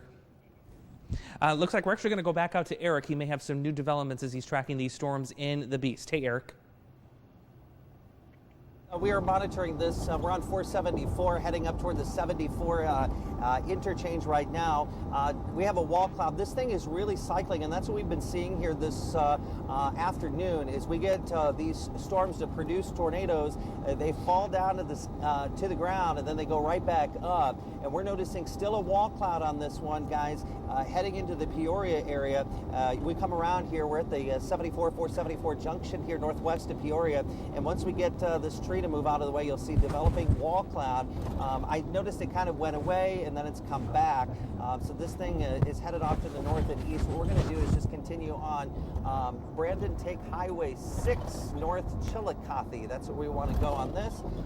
Not headed back toward Moline Rock Island just yet. We're going to continue to follow this. And guys, with that rotation that you guys are tracking, if there's any damage reported, we'll be there very, very shortly. But guys, if you stay with this shot right now, you're going to see that developing wall cloud. Looks like this is barely going to miss the Peoria area just off to the north. In fact, yep, it's still, and it's quite angled, you guys, and that's a testament to how much wind shear that we've got in the atmosphere right now. We're just west of Peoria. We're in the Beast tracking these storms on News 8. All right, Eric, thank you very much. And yeah, we can definitely see what appears to be the developing wall cloud there. We're watching some of the rotation, especially west of Peoria. Continuing that tornado warning, I'm going to plot that back on here so you can see which areas are impacted. Much of southern and southeast Stark County. This goes until 4:30 this evening, where we're still looking at a couple of areas of rotation. A good area right where Eric was just a while ago there to the west of, or northwest of Peoria, rather. right around I-74. So he's a little bit further south and east of our immediate viewing area, but still some concern with this storm that's up here into parts of Stark County, especially near Princeville, where we have seen some rotation kind of on and off. It's a little more broad right now. It's not nearly as tight as it was, say, about 15-20 minutes ago, but enough rotation still there coming across Illinois 90 where you want to make sure you're still taking your tornado precautions. We're still monitoring that storm very closely. In addition to that, we've got more activity up to the north, heading into parts of Lee County now, where we have a tornado warning for southern Lee County. This is going to be for Amboy. Sublette does not include Dixon, but it does include East Grove there, as you can see on the scans there. So certainly something we're going to continue to watch. The threat is over for Whiteside County, at least as of right now. We're not seeing any further development really to the west. I'm going to put a loop on this so we can see what these storms are doing to the south and west of Burlington. As you can see, those are going to be moving away from those areas there. So not too concerned about those storms, but we're really still immediately concerned with the storm that's in Lee County, also the storm that's still down here in Knox County. The Lee County storm itself has really been ramping up in terms of its structure, its lightning, and also its hail potential too. We're likely seeing that ongoing as well. So this tornado warning for Lee County goes until 4:15. Again, that includes Amboy, East Grove, and Sublette. If you're watching us likely via antenna from Lee County and you live in the southern part of the county, make sure you are taking shelter immediately right now. This is a dangerous storm, and it does seem to be cycling back up as we speak. A reminder, a tornado watch continues for the entire Quad City region. That goes until 9 o'clock this evening, but right now just seeing 2 storms of concern. All right, Andrew, very good. Let's go ahead and pop my mic up if we can. Okay. Hang on there. There we go. There we go. Okay, got it. All right. Yeah, I'm good now. All right. Mike was muted. Thank you very much. Appreciate it, guys. Once again, we'll go ahead and we'll continue to monitor these storms as they make their way off toward the east a little bit. We're going to be going back to regular programming in about 5 minutes or so, but that doesn't mean that we're going to close the book as far as what we've been noticing out there. We'll continue to monitor those storms, any storms that may be taking place behind all this activity, because we're not quite done with these showers and thunderstorms. We still have enough energy out there that possibly later on in the day, going into the evening hours, we could be seeing another redevelopment of activity. I want to keep in mind, too, that we're keeping an eye on the flash flood warnings that are out there for certain counties in our viewing area around Scott and Rock Island County. This is until 7:45. This is an area where we've had a quick 1 to even close to 2 inches of rain in a very short period of time. There is a lot of street flooding being reported here and there. We've had plenty of video, images from people regarding some of the flash flooding that has been taking place. Saw some incredible video out of downtown Moline. Guess where? Around the tax layer, that River Drive area, when they have a whole bunch of rain in a very short period of time. Boy, I tell you, you get a river of water out there as well. In fact, Elizabeth, you got some video on some of the flash flooding? I do. We're getting video, we're getting pictures from Galesburg, from Davenport, Moline in the area, but I wanted to show you this video that Davenport Police Association posted. This was posted about an hour ago, and you can just see that sewer, that drain just completely overflowing here in Davenport. East River Drive, I think East River Drive, yep, it's back open to normal traffic. This was updated, this post was, but just an hour ago, these streets, these rains just came in so quickly and they created such an issue. But again, an update is that East River Drive is back open, but just flash flood warnings around the area we're seeing. Thank you for sending in your video and your pictures of that. Just an example right here from the Davenport Police Department here. Yeah, that is really impressive. That's pretty much the pictures we've been seeing all around Scott and even around Rock Island County. Very likely even saw that same situation down farther south around the Burlington area itself, where they had some flash flooding as well. In spots, there's a flash flood warning out there until I believe 8 o'clock come this evening. That's also an area where we've had about a good 1 to close to 2 inches of rain in a very short period of time. So even all these drainage areas are just not able to hold all this moisture when you have it coming down in a very short period of time. So those are going to be the concerns. The ground is already well saturated, so this was some real quick runoff that took place in and around town, and hopefully we'll be able to see those roads improve even more as we go throughout the next several hours or so. But there's the flash flood warning out for all of Scott and Rock Island County until around 7:45 or so. And I believe if we can go down to the one down in the Burlington area, okay, portions of Des Moines, Henry, and Lee County in Iowa, that is until 8 o'clock or so. Once again, an area that had got cleared 1 to 2 inches of rainfall in a very short period of time as well. We're back with Eric, who's in the Beast. Eric, why don't you tell us your location, and you are now guys, we've got a developing tornado now. This is northwest Peoria. This is a developing tornado over the mall, 474. You're looking right here, a developing tornado live on the Beast. There is really tight rotation on Doppler radar out of this. This thing is going to drop at any moment. We've been watching. We actually got into a little bit of rain. Right there is the lowering of the funnel. Right there. So here's the wall cloud, and we have been noticing a persistent funnel right here. You can see that there's a Marshalls right here. It's a highly populated area, northwest Peoria, right in here. Tight rotation on this thing, and this is a dangerous situation for the Peoria area, but we're tracking it right now on the Beast. You're watching it live. If this thing is going to produce a tornado, it's going to be in the next few minutes, and we're going to have it live because it's going to go almost right over us. We're right at the highway intersection here. There's a lot of traffic. People are just not heeding this warning. Back to you guys. Are you hearing the sirens out there? I'm sorry? Eric, are you hearing any sirens out there? No, there's no sirens going off here at all. As I widen out, you guys can see that this is just a classic rain-free base. Here's the rain. We just got into really heavy rain. We stopped here. In fact, as I look way up here, we're kind of underneath the mesocyclone where we are right now. Here's the rain-free base, and then right over there is kind of the end of it. The inflow's coming in. If this thing is producing a tornado, we're going to see it right here at any moment. And we'll let you know. Hey, Eric, is there a talk that maybe you might get the drone out as well?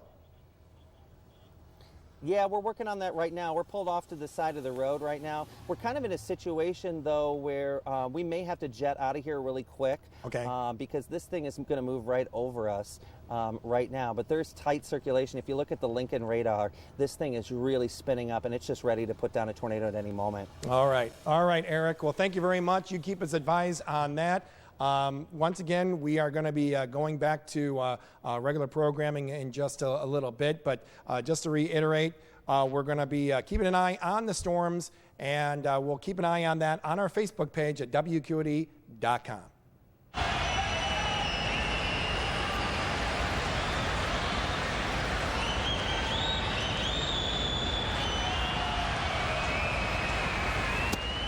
Swing and the miss, strike 3.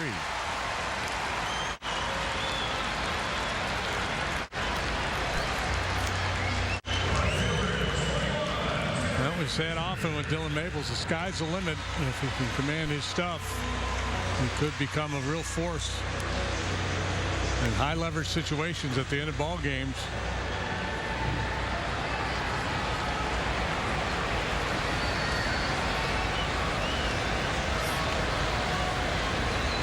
You know, there's a temptation in this game when you see somebody with so much ability to say, well, it's just a matter of time. Like it's inevitable that it's going to happen, and that's just not the nature of this sport. It's not inevitable, but it could happen.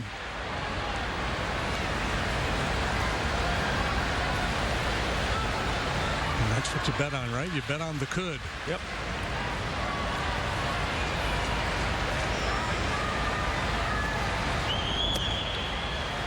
Tyler Kepner from the New York Times has sent out this tweet. And if you missed it earlier, very sad news. Former Cub Bill Buckner has passed away. Kepner writes, on Sunday, the last full day of Bill Buckner's life, 16 major leaguers struck out at least 3 times. Buckner played 22 seasons and never did it once. 22 major league seasons, he never had a 3 strikeout game. Billy Buck, 2,715 career hits.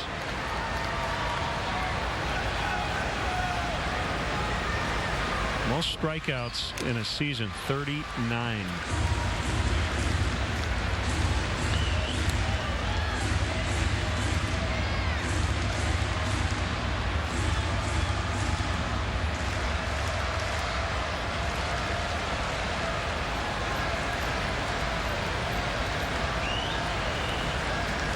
Two and two on Fisher. 2 hits and an RBI today. Swing and a miss. Maples with 3 strikeouts since he came in. Still 6-3. 14-year-old Hirabai lives in a rural village in India and dreams of attending college one day. Find the quality and comfort you're looking for at Wheelock Furniture in Rock Falls. Our showroom features 3 floors of furniture to help you find just the right piece to fit your lifestyle. Wheelock Furniture offers select names like Flex Steel, Canadell Dining Rooms, and Serta, the perfect sleeper. Ask us about our many financing plans. We offer options for almost every budget. Wheelock Furniture, your home for comfort and quality.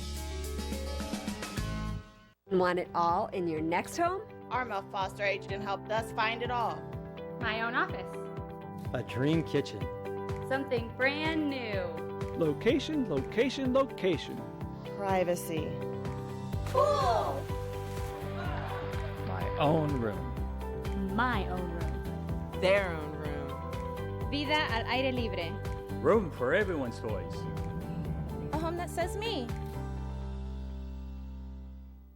Insect droppings, skin cells, pet hair, dead mice are just some of the surprise guests on What's in Your Air Vents. Time to kick these unwanted roommates out before allergies, headaches, fatigue, and nausea settle in for good. Call QC VentPro to clean the air ducts of your home or workplace. Using video camera inspection, VentPro will show you what's lurking in your vents. Go to QCVentPro.com or call 5315129. Go with the pros and make your vent shine. QC VentPro. When you're shopping at Goods Furniture, be sure to visit our Wine Cellar restaurant. It's the perfect place to meet and enjoy good friends and family. Indulge in a delicious piece of homemade pie.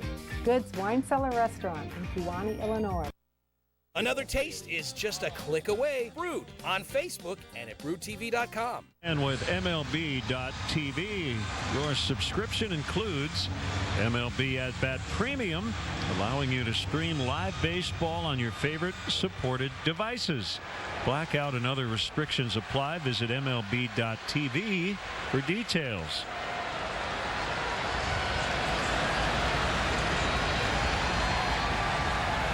Ryan Presley gets a swing and a miss from Baez, who has fanned 3 times today, all against Garrett Cole. Presley again had his Major League record scoreless appearance streak snapped at 40 games Friday night. He snapped Craig Kimbrell's 38-gamer in 2011. Yeah, and Presley, did some decent work with the Twins while he was there, but since moving over to the Astros, they've clearly unlocked something. He's throwing his curveball more. That may be part of it, but he has been unbelievable since putting on an Astro uniform last year. Friday also snapped a streak of retiring the first batter in 37 straight outings.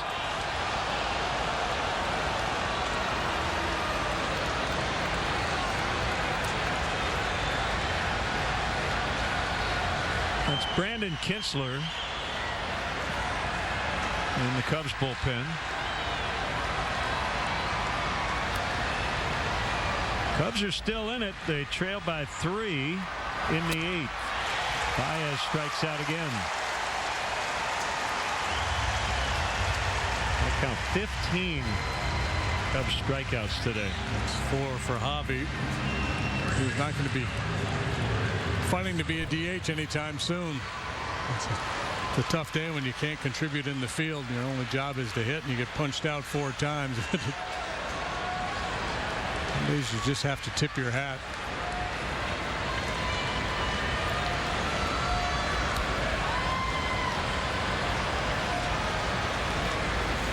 Rizzo takes a strike. 26 appearances for Presley last year. This is his 22nd this year. 59 strikeouts against 4 walks.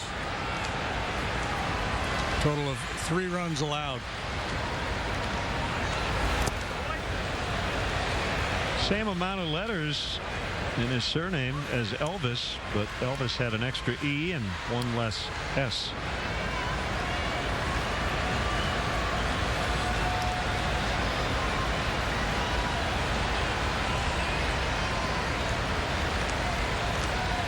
Elvis bought another vowel.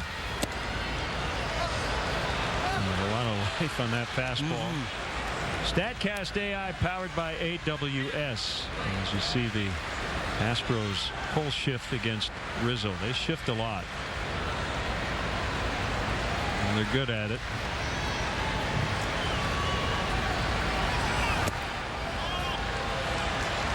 Good take. 3-1.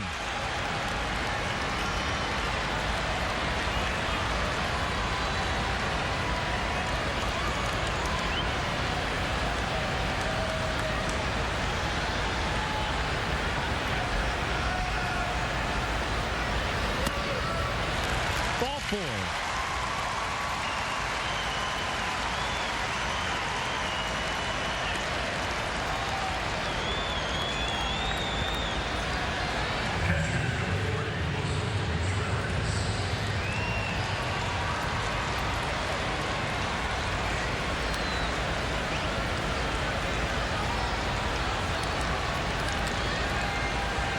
It's interesting how managers have different vantage points. Joe likes to be on that, in those top 2 steps of the dugout, leaning up against the railing. And sometimes it depends on where the dugout is situated. He might not be on the top step, but A.J. Hinch, see behind the net there. With all of his information in front of him, I think he's sitting on a tall stool as well.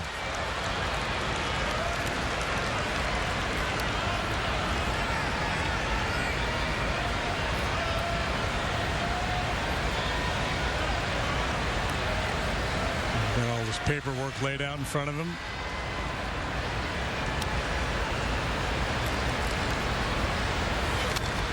Good swing.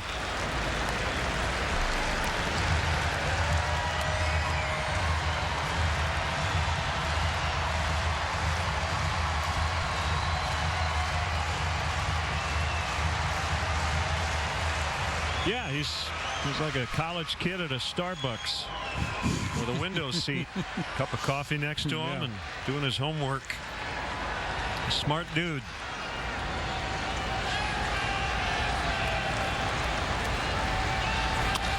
On the ground toward right, not hit hard. Mayfield will throw in time, apparently. A very close play, and a good play by White to make the catch as Contreras came barreling through. This one might be reviewed.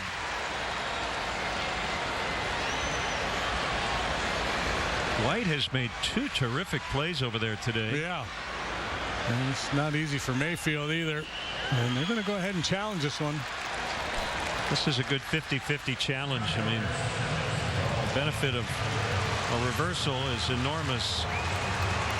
Call was out, and the other thing is White held on to it, even though that knee came through, and that very easily could have dislodged it. You see Saper out there? I see whatever was called on the field will likely stand. I don't see anything to overturn.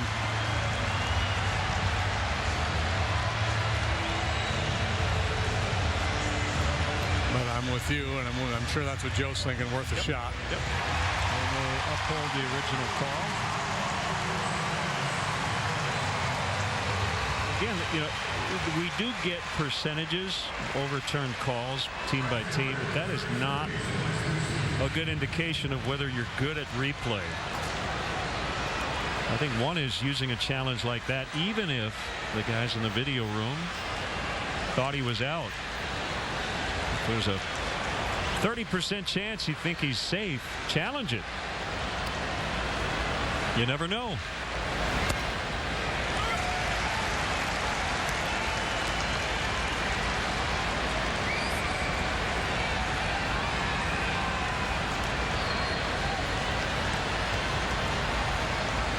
So it's second, 1 strike to a Ducey.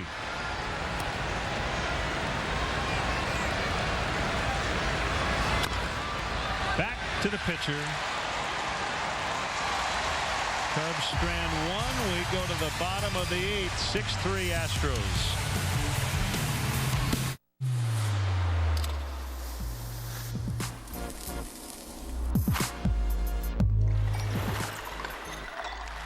Pizza with Pepsi. Delicious. Is it bad? No. You just green with new phone envy. Oh, well, I really want a new phone, but most deals are for new customers, so.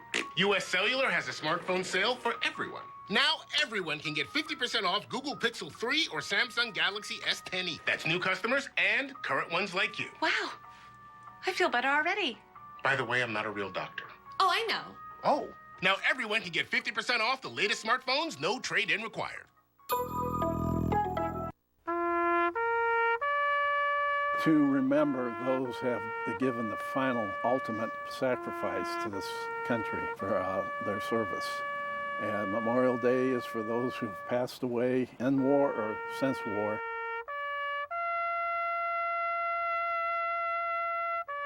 We know it feels like your world is falling apart when you lose someone you love. At Esterdal Mortuary and Crematory, we can help you hold things together and take care of the many things that must be done to bring chaos into focus. When you're overwhelmed by loss and don't know what to do, make a single call to someone who does. Esterdal Mortuary and Crematory, 309-736-7100. Caring for people, making a difference.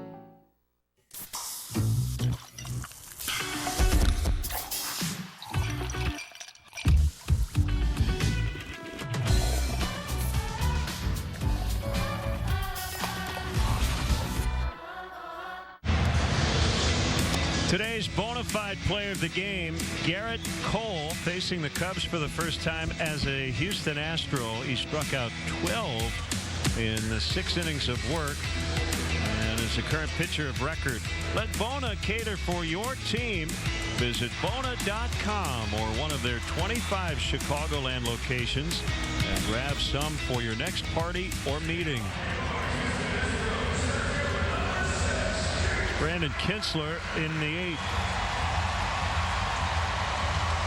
Kinsler's actually had a few days down, so an opportunity to get some work here. And a game where the Cubs have a fighting chance in the 9th. 24th appearance, 296 for the sinker baller.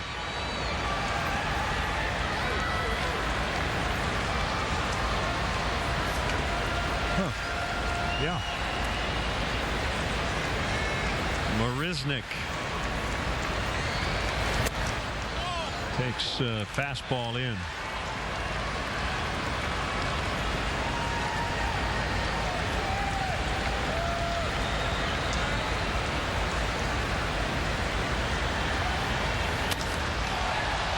High drive out into deep right center.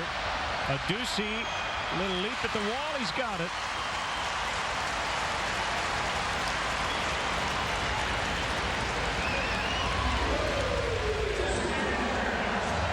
The Maples impressive this afternoon. Inning in a third. 1 hit, 3 strikeouts. Kyle Ryan was good. An emergency outing after the injury to Mike Montgomery. Bullpen has not allowed anything.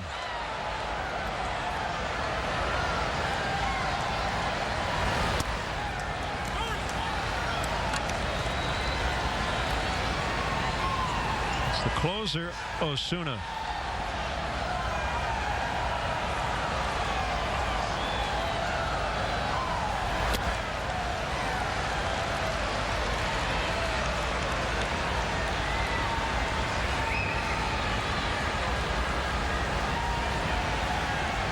Again, baseball's weird, and you just never know on any given day. But if Reddick makes an out here, goes 0 for 5, how many teams score 6 runs on a day in which their leadoff man doesn't reach? Guessing not too often. Yeah.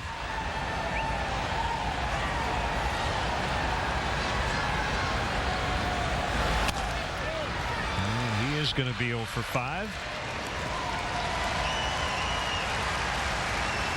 Boy, the DH is not having a lot of fun in this one. They combined 0 for 9. Should have the pitchers batting. No kidding. Prior to 2013, that would have been the case here in Houston. Tough day for Hobby.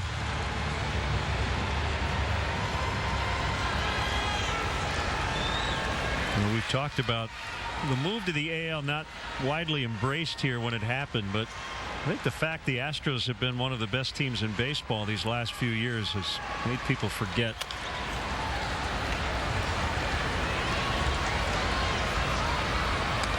And had they remained in the NL Central, the Cubs would have been a team very much in their way. Maybe it worked out for everybody. Well, that's the Sports Illustrated cover story. In 15, I think that story came out where they were predicting a Cubs-Astros World Series in 2017. Behind the plate and to the seats.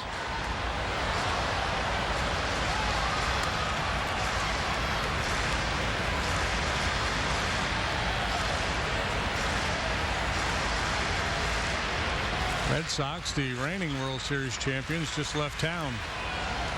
Trailing in the third at Fenway 3-2 against the Indians. Dustin Pedroia, who's been battling injuries the last couple of years, announcing today that he may not play again.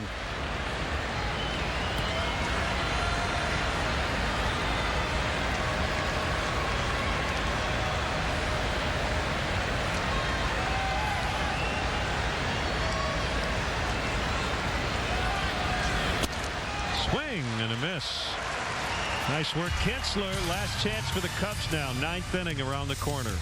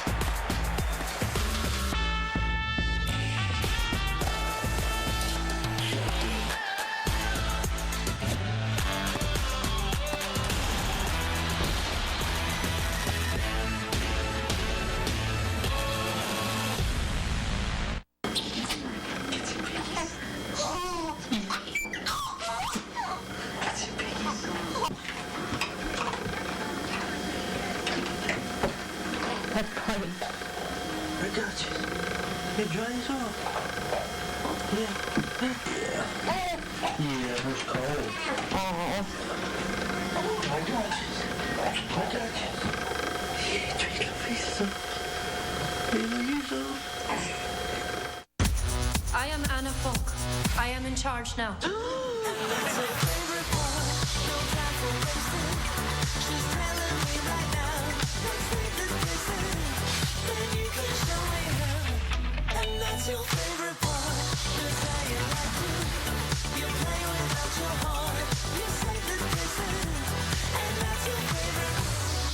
We're just getting started. Just say the name. And that's your favorite part.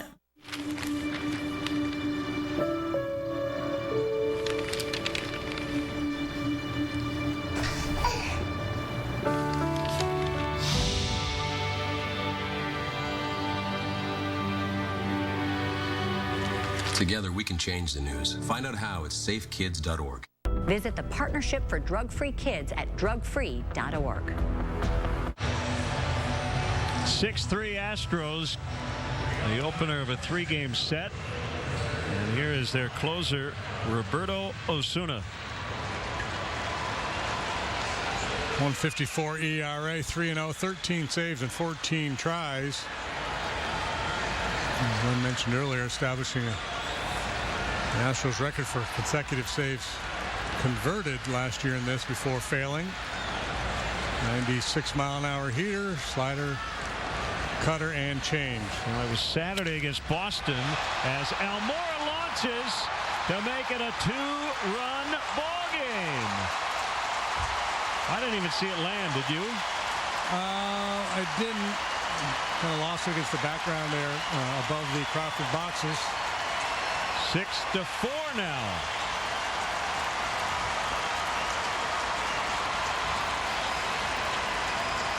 He's been on a nice run, especially in the power department. This is home run number 7 for Albert.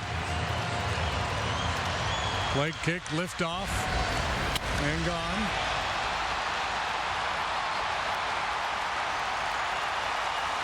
Way up there.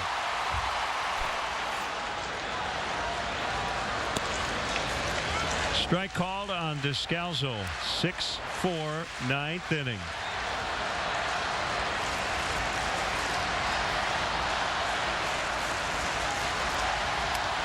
Ground ball, White to Osuna, 1 away. The acquisition of Osuna from Toronto was pretty controversial. He had been suspended ultimately 75 games by Major League Baseball according to their domestic violence policy.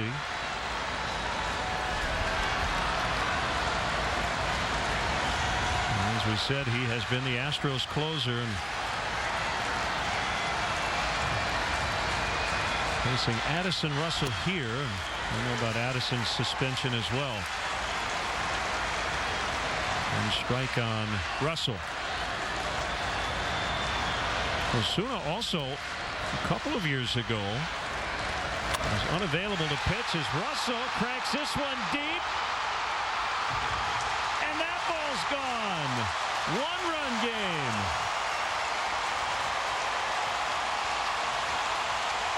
Pressure busts a pipe. 2 very big swings of the bat. Almora and now Addison Russell. 3rd hit of the day for Addy. He is really heating up. He is going to force his way back into this lineup.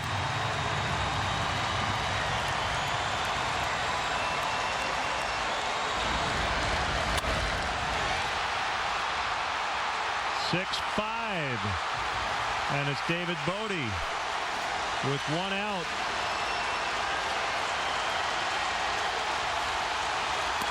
Swing and a miss, 97 from Osuna. Osuna was dealing with anxiety attacks a couple of years ago with the Blue Jays.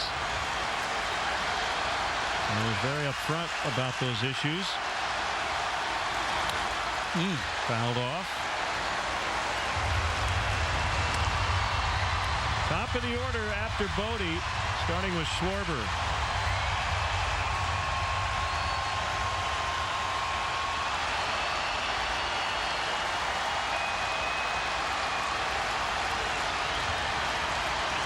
Here's the pitch.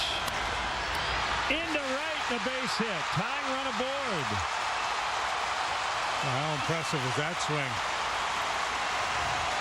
Talk about going into battle mode.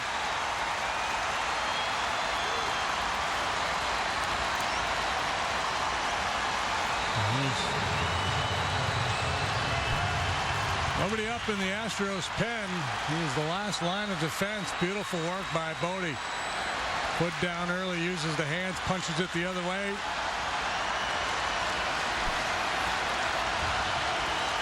Osuna giving up multiple home runs for only the 2nd time in his major league career. Sellout crowd and both teams' fans making noise. I think Cub fans making more as Schwarber with an aggressive swing fouls off. And we'll get somebody up.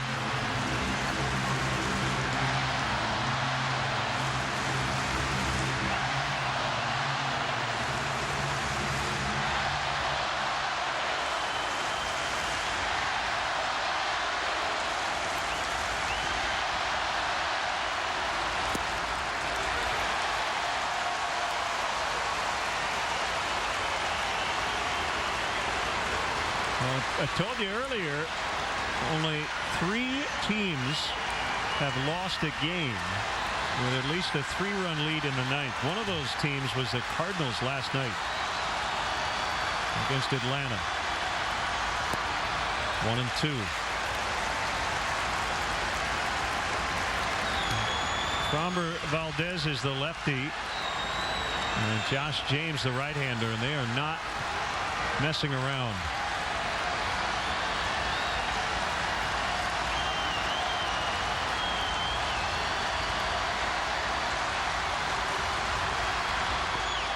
Good take. Javi probably didn't think he was going to get another chance today after striking out 4 times, but he's on deck. Wouldn't that be something? No, he's dying to get a crack at it here.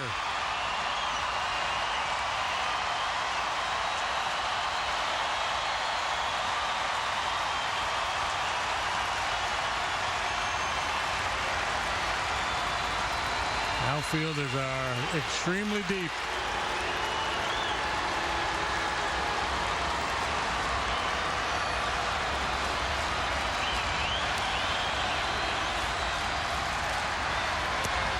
Change up, good take, good work coming all the way back from 2 strikes.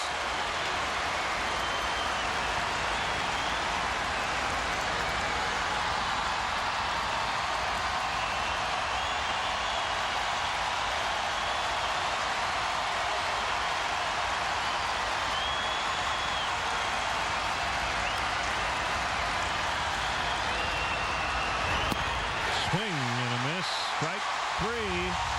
2 down. Here comes Baez.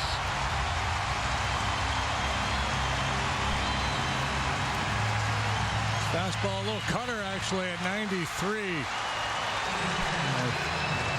Just pulled off it a little bit. Oh, this is great theater.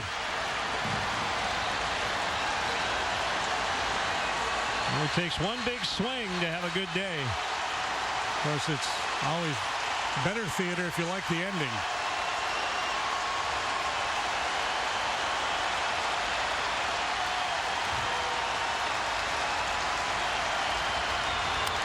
Out of the way.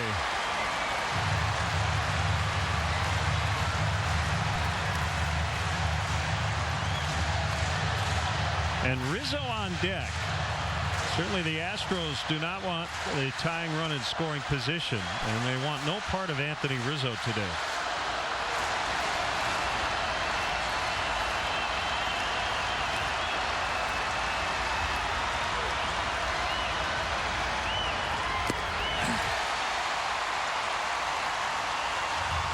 Catcher's interference?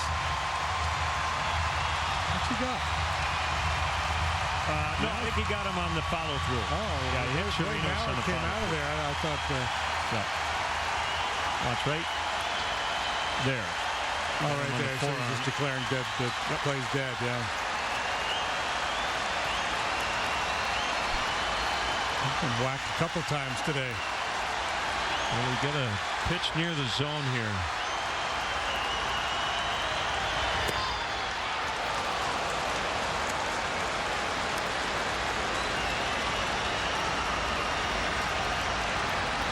Boy, it's awfully tempting to thinking about those Crawford boxes. Baez has done such a good job this year driving the ball the other way. Certainly strong enough to hit the ball out of any part of the ballpark.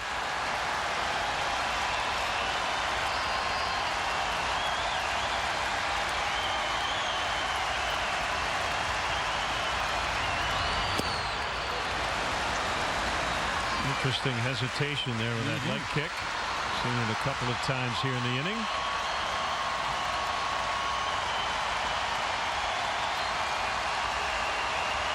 Deep breath time.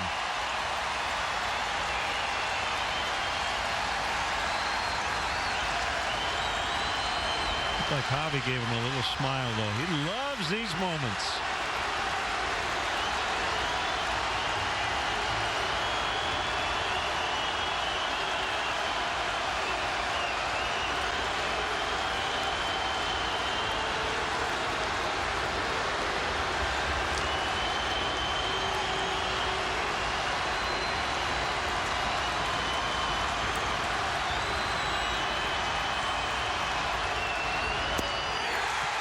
Astros hang on. They get him for 2 homers in the ninth. But he strikes out Schwarber and Baez to finish it. So the movie had an unhappy ending after all. Great push here in the ninth. Tough ending for the Cubs. Final score from Houston, Astros 6, Cubs 5. We're back in a moment. When storms move in, the beast rolls out.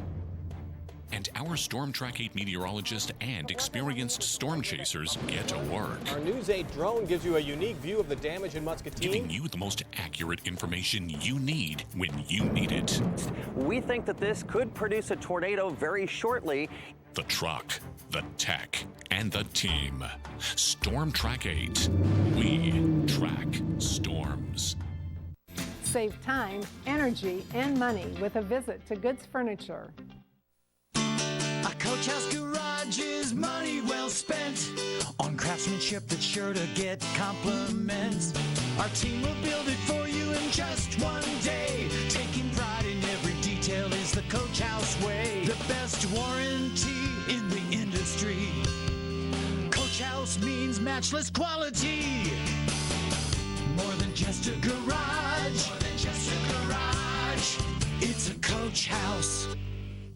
Just announced that Green Family Hyundai, a special shipment over 200 new Hyundais must be sold now through May 31st. Get 0% for 72 months and no money down. Drive a 2019 Elantra for just $199 a month with no money down. That's $199 a month. Plus, every new Hyundai comes with America's best warranty, 10 years or 100,000 miles. Over 350 new Hyundais available with no money down, 0% for 72, and drive home today. Hurry, this is one event you don't want to miss. Only at Green Family Hyundai. Right, Caesar? Gotta go to Green. I'm Matt Randazzo, inviting you to join myself and several Quad City sports standouts at the 5th Annual Guy Randazzo Memorial Golf Outing. It's June 8th at Highland Springs. For more info, search Guy Randazzo at WQAD.com. Brought to you by East Moline Glass and WQAD.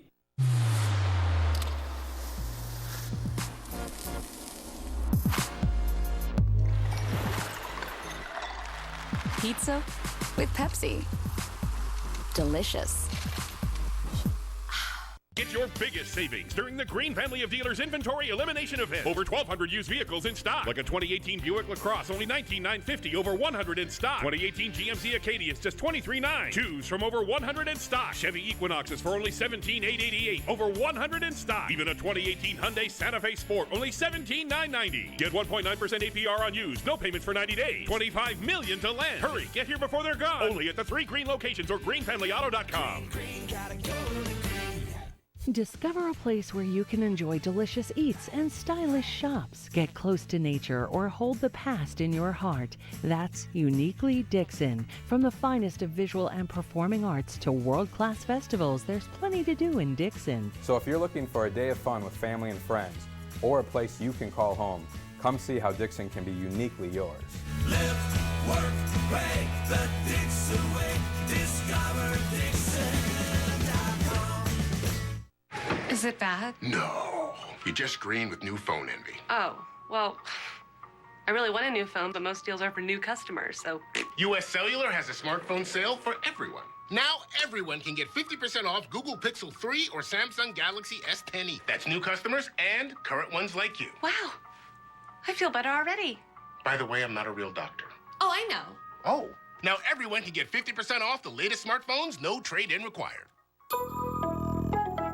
How did Necker's Jewelers earn a spot in the top 1% of independent jewelers nationwide? By providing you with one of the largest collections of diamonds and mountings in the country. With an expert gemologist hand-selecting every diamond, ensuring you get more value for your dollar and a diamond that is just right for you and your budget. By adding sparkle to your big moments for over a century. When you want the right diamond on her left hand, head to Necker's Jewelers, where the Quad Cities gets engaged.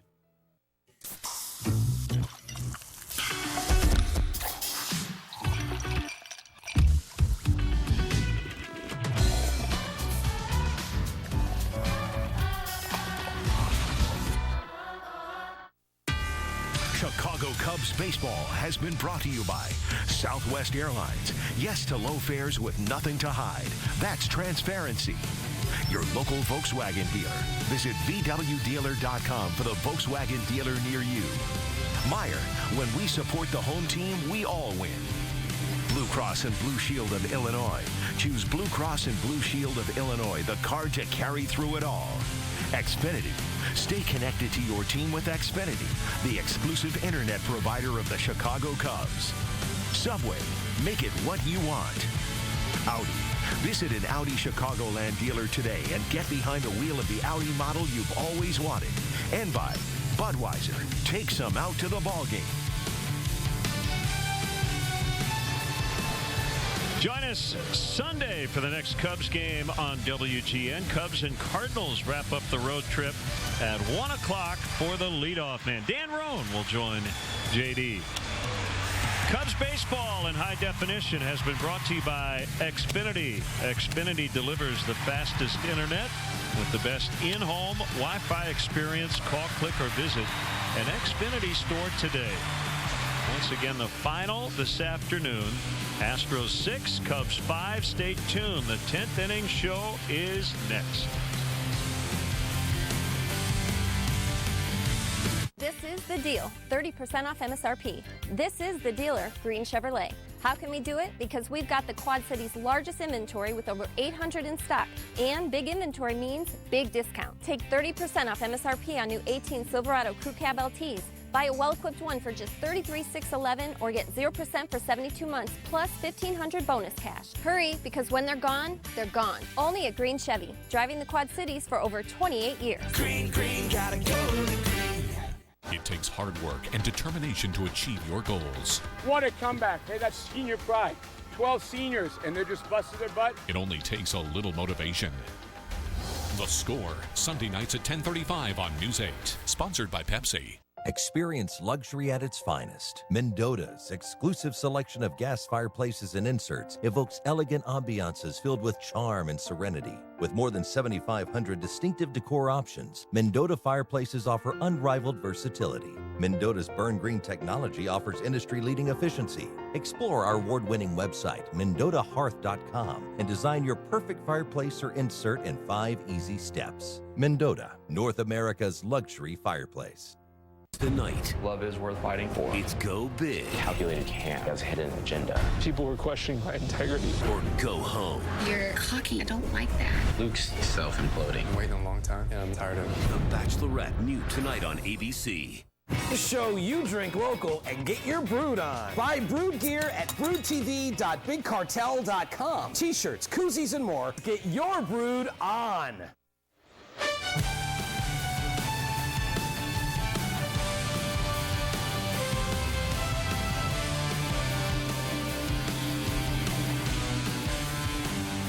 Well, it was the Astros beating the Cubs today 6-5. It ended up becoming a pretty dramatic ball game in the 9th inning. Cubs grabbed the lead early. Astros scored 6, and then the Cubs made it a game late.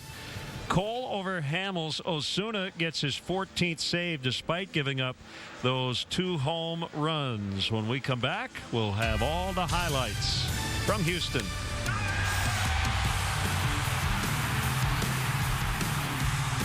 At Infinity, more people are switching to RAM than ever before because RAM gives you more power, more payload, more towing, more than any other pickup is capable of. And we've got the most awarded truck in America, so you can get on to bigger things. The all-new Ram 1500 and new Ram 3500. Hurry into the Ram Memorial Day sales event.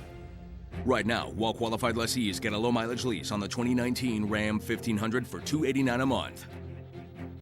Is it bad? No. You're just green with new phone envy. Oh, well, I really want a new phone, but most deals are for new customers, so... U.S. Cellular has a smartphone sale for everyone. Now everyone can get 50% off Google Pixel 3 or Samsung Galaxy S10e. That's new customers and current ones like you. Wow. I feel better already. By the way, I'm not a real doctor. Oh, I know. Oh.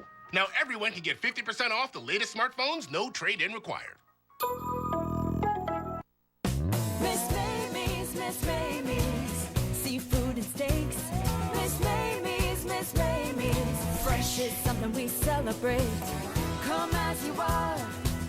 Come be our guest. Good food with an attitude, served with a lot of finesse. Our steaks are cut in house each and every day. Miss Mamie, seafood and steaks. Fresh is something we celebrate.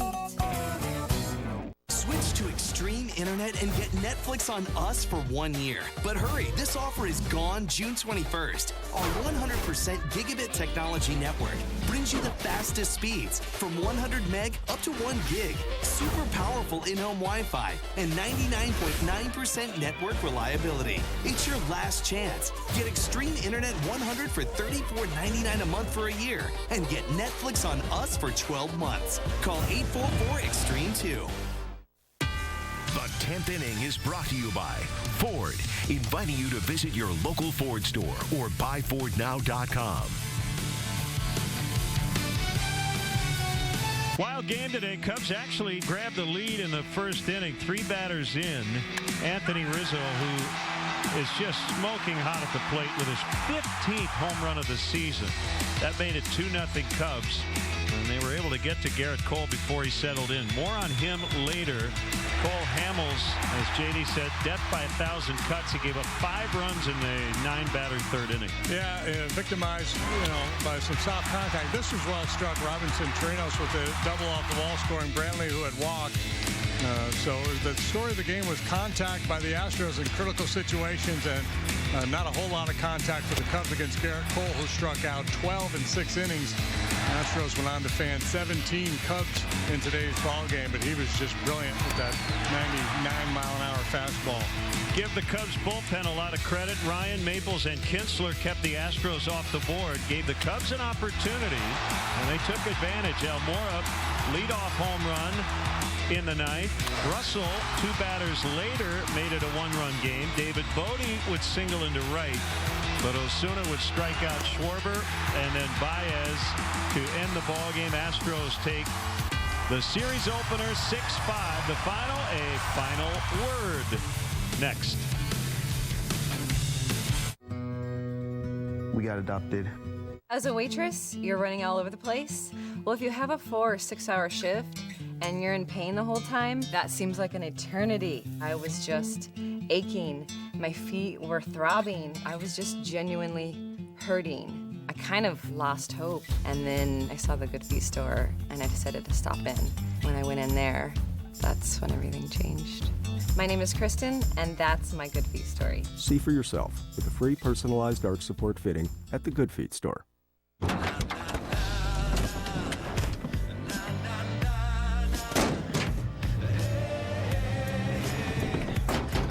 World's first 6-function multi-pro tailgate, available only on the next generation GMC Sierra. During GMC's Truck Month, get 0% financing on most Sierra and Canyon models, or get over $8,500 total value on the Sierra SLT.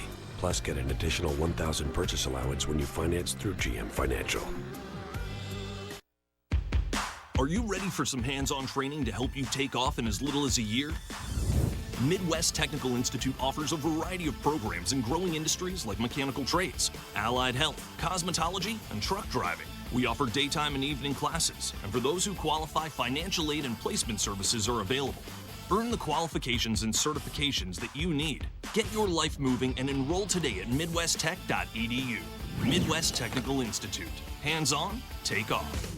The show you drink local and get your brood on. Buy brood gear at broodtv.bigcartel.com. T-shirts, koozies, and more. Get your brood on. It's been brought to you by Ford, inviting you to visit your local Ford store or buyfordnow.com.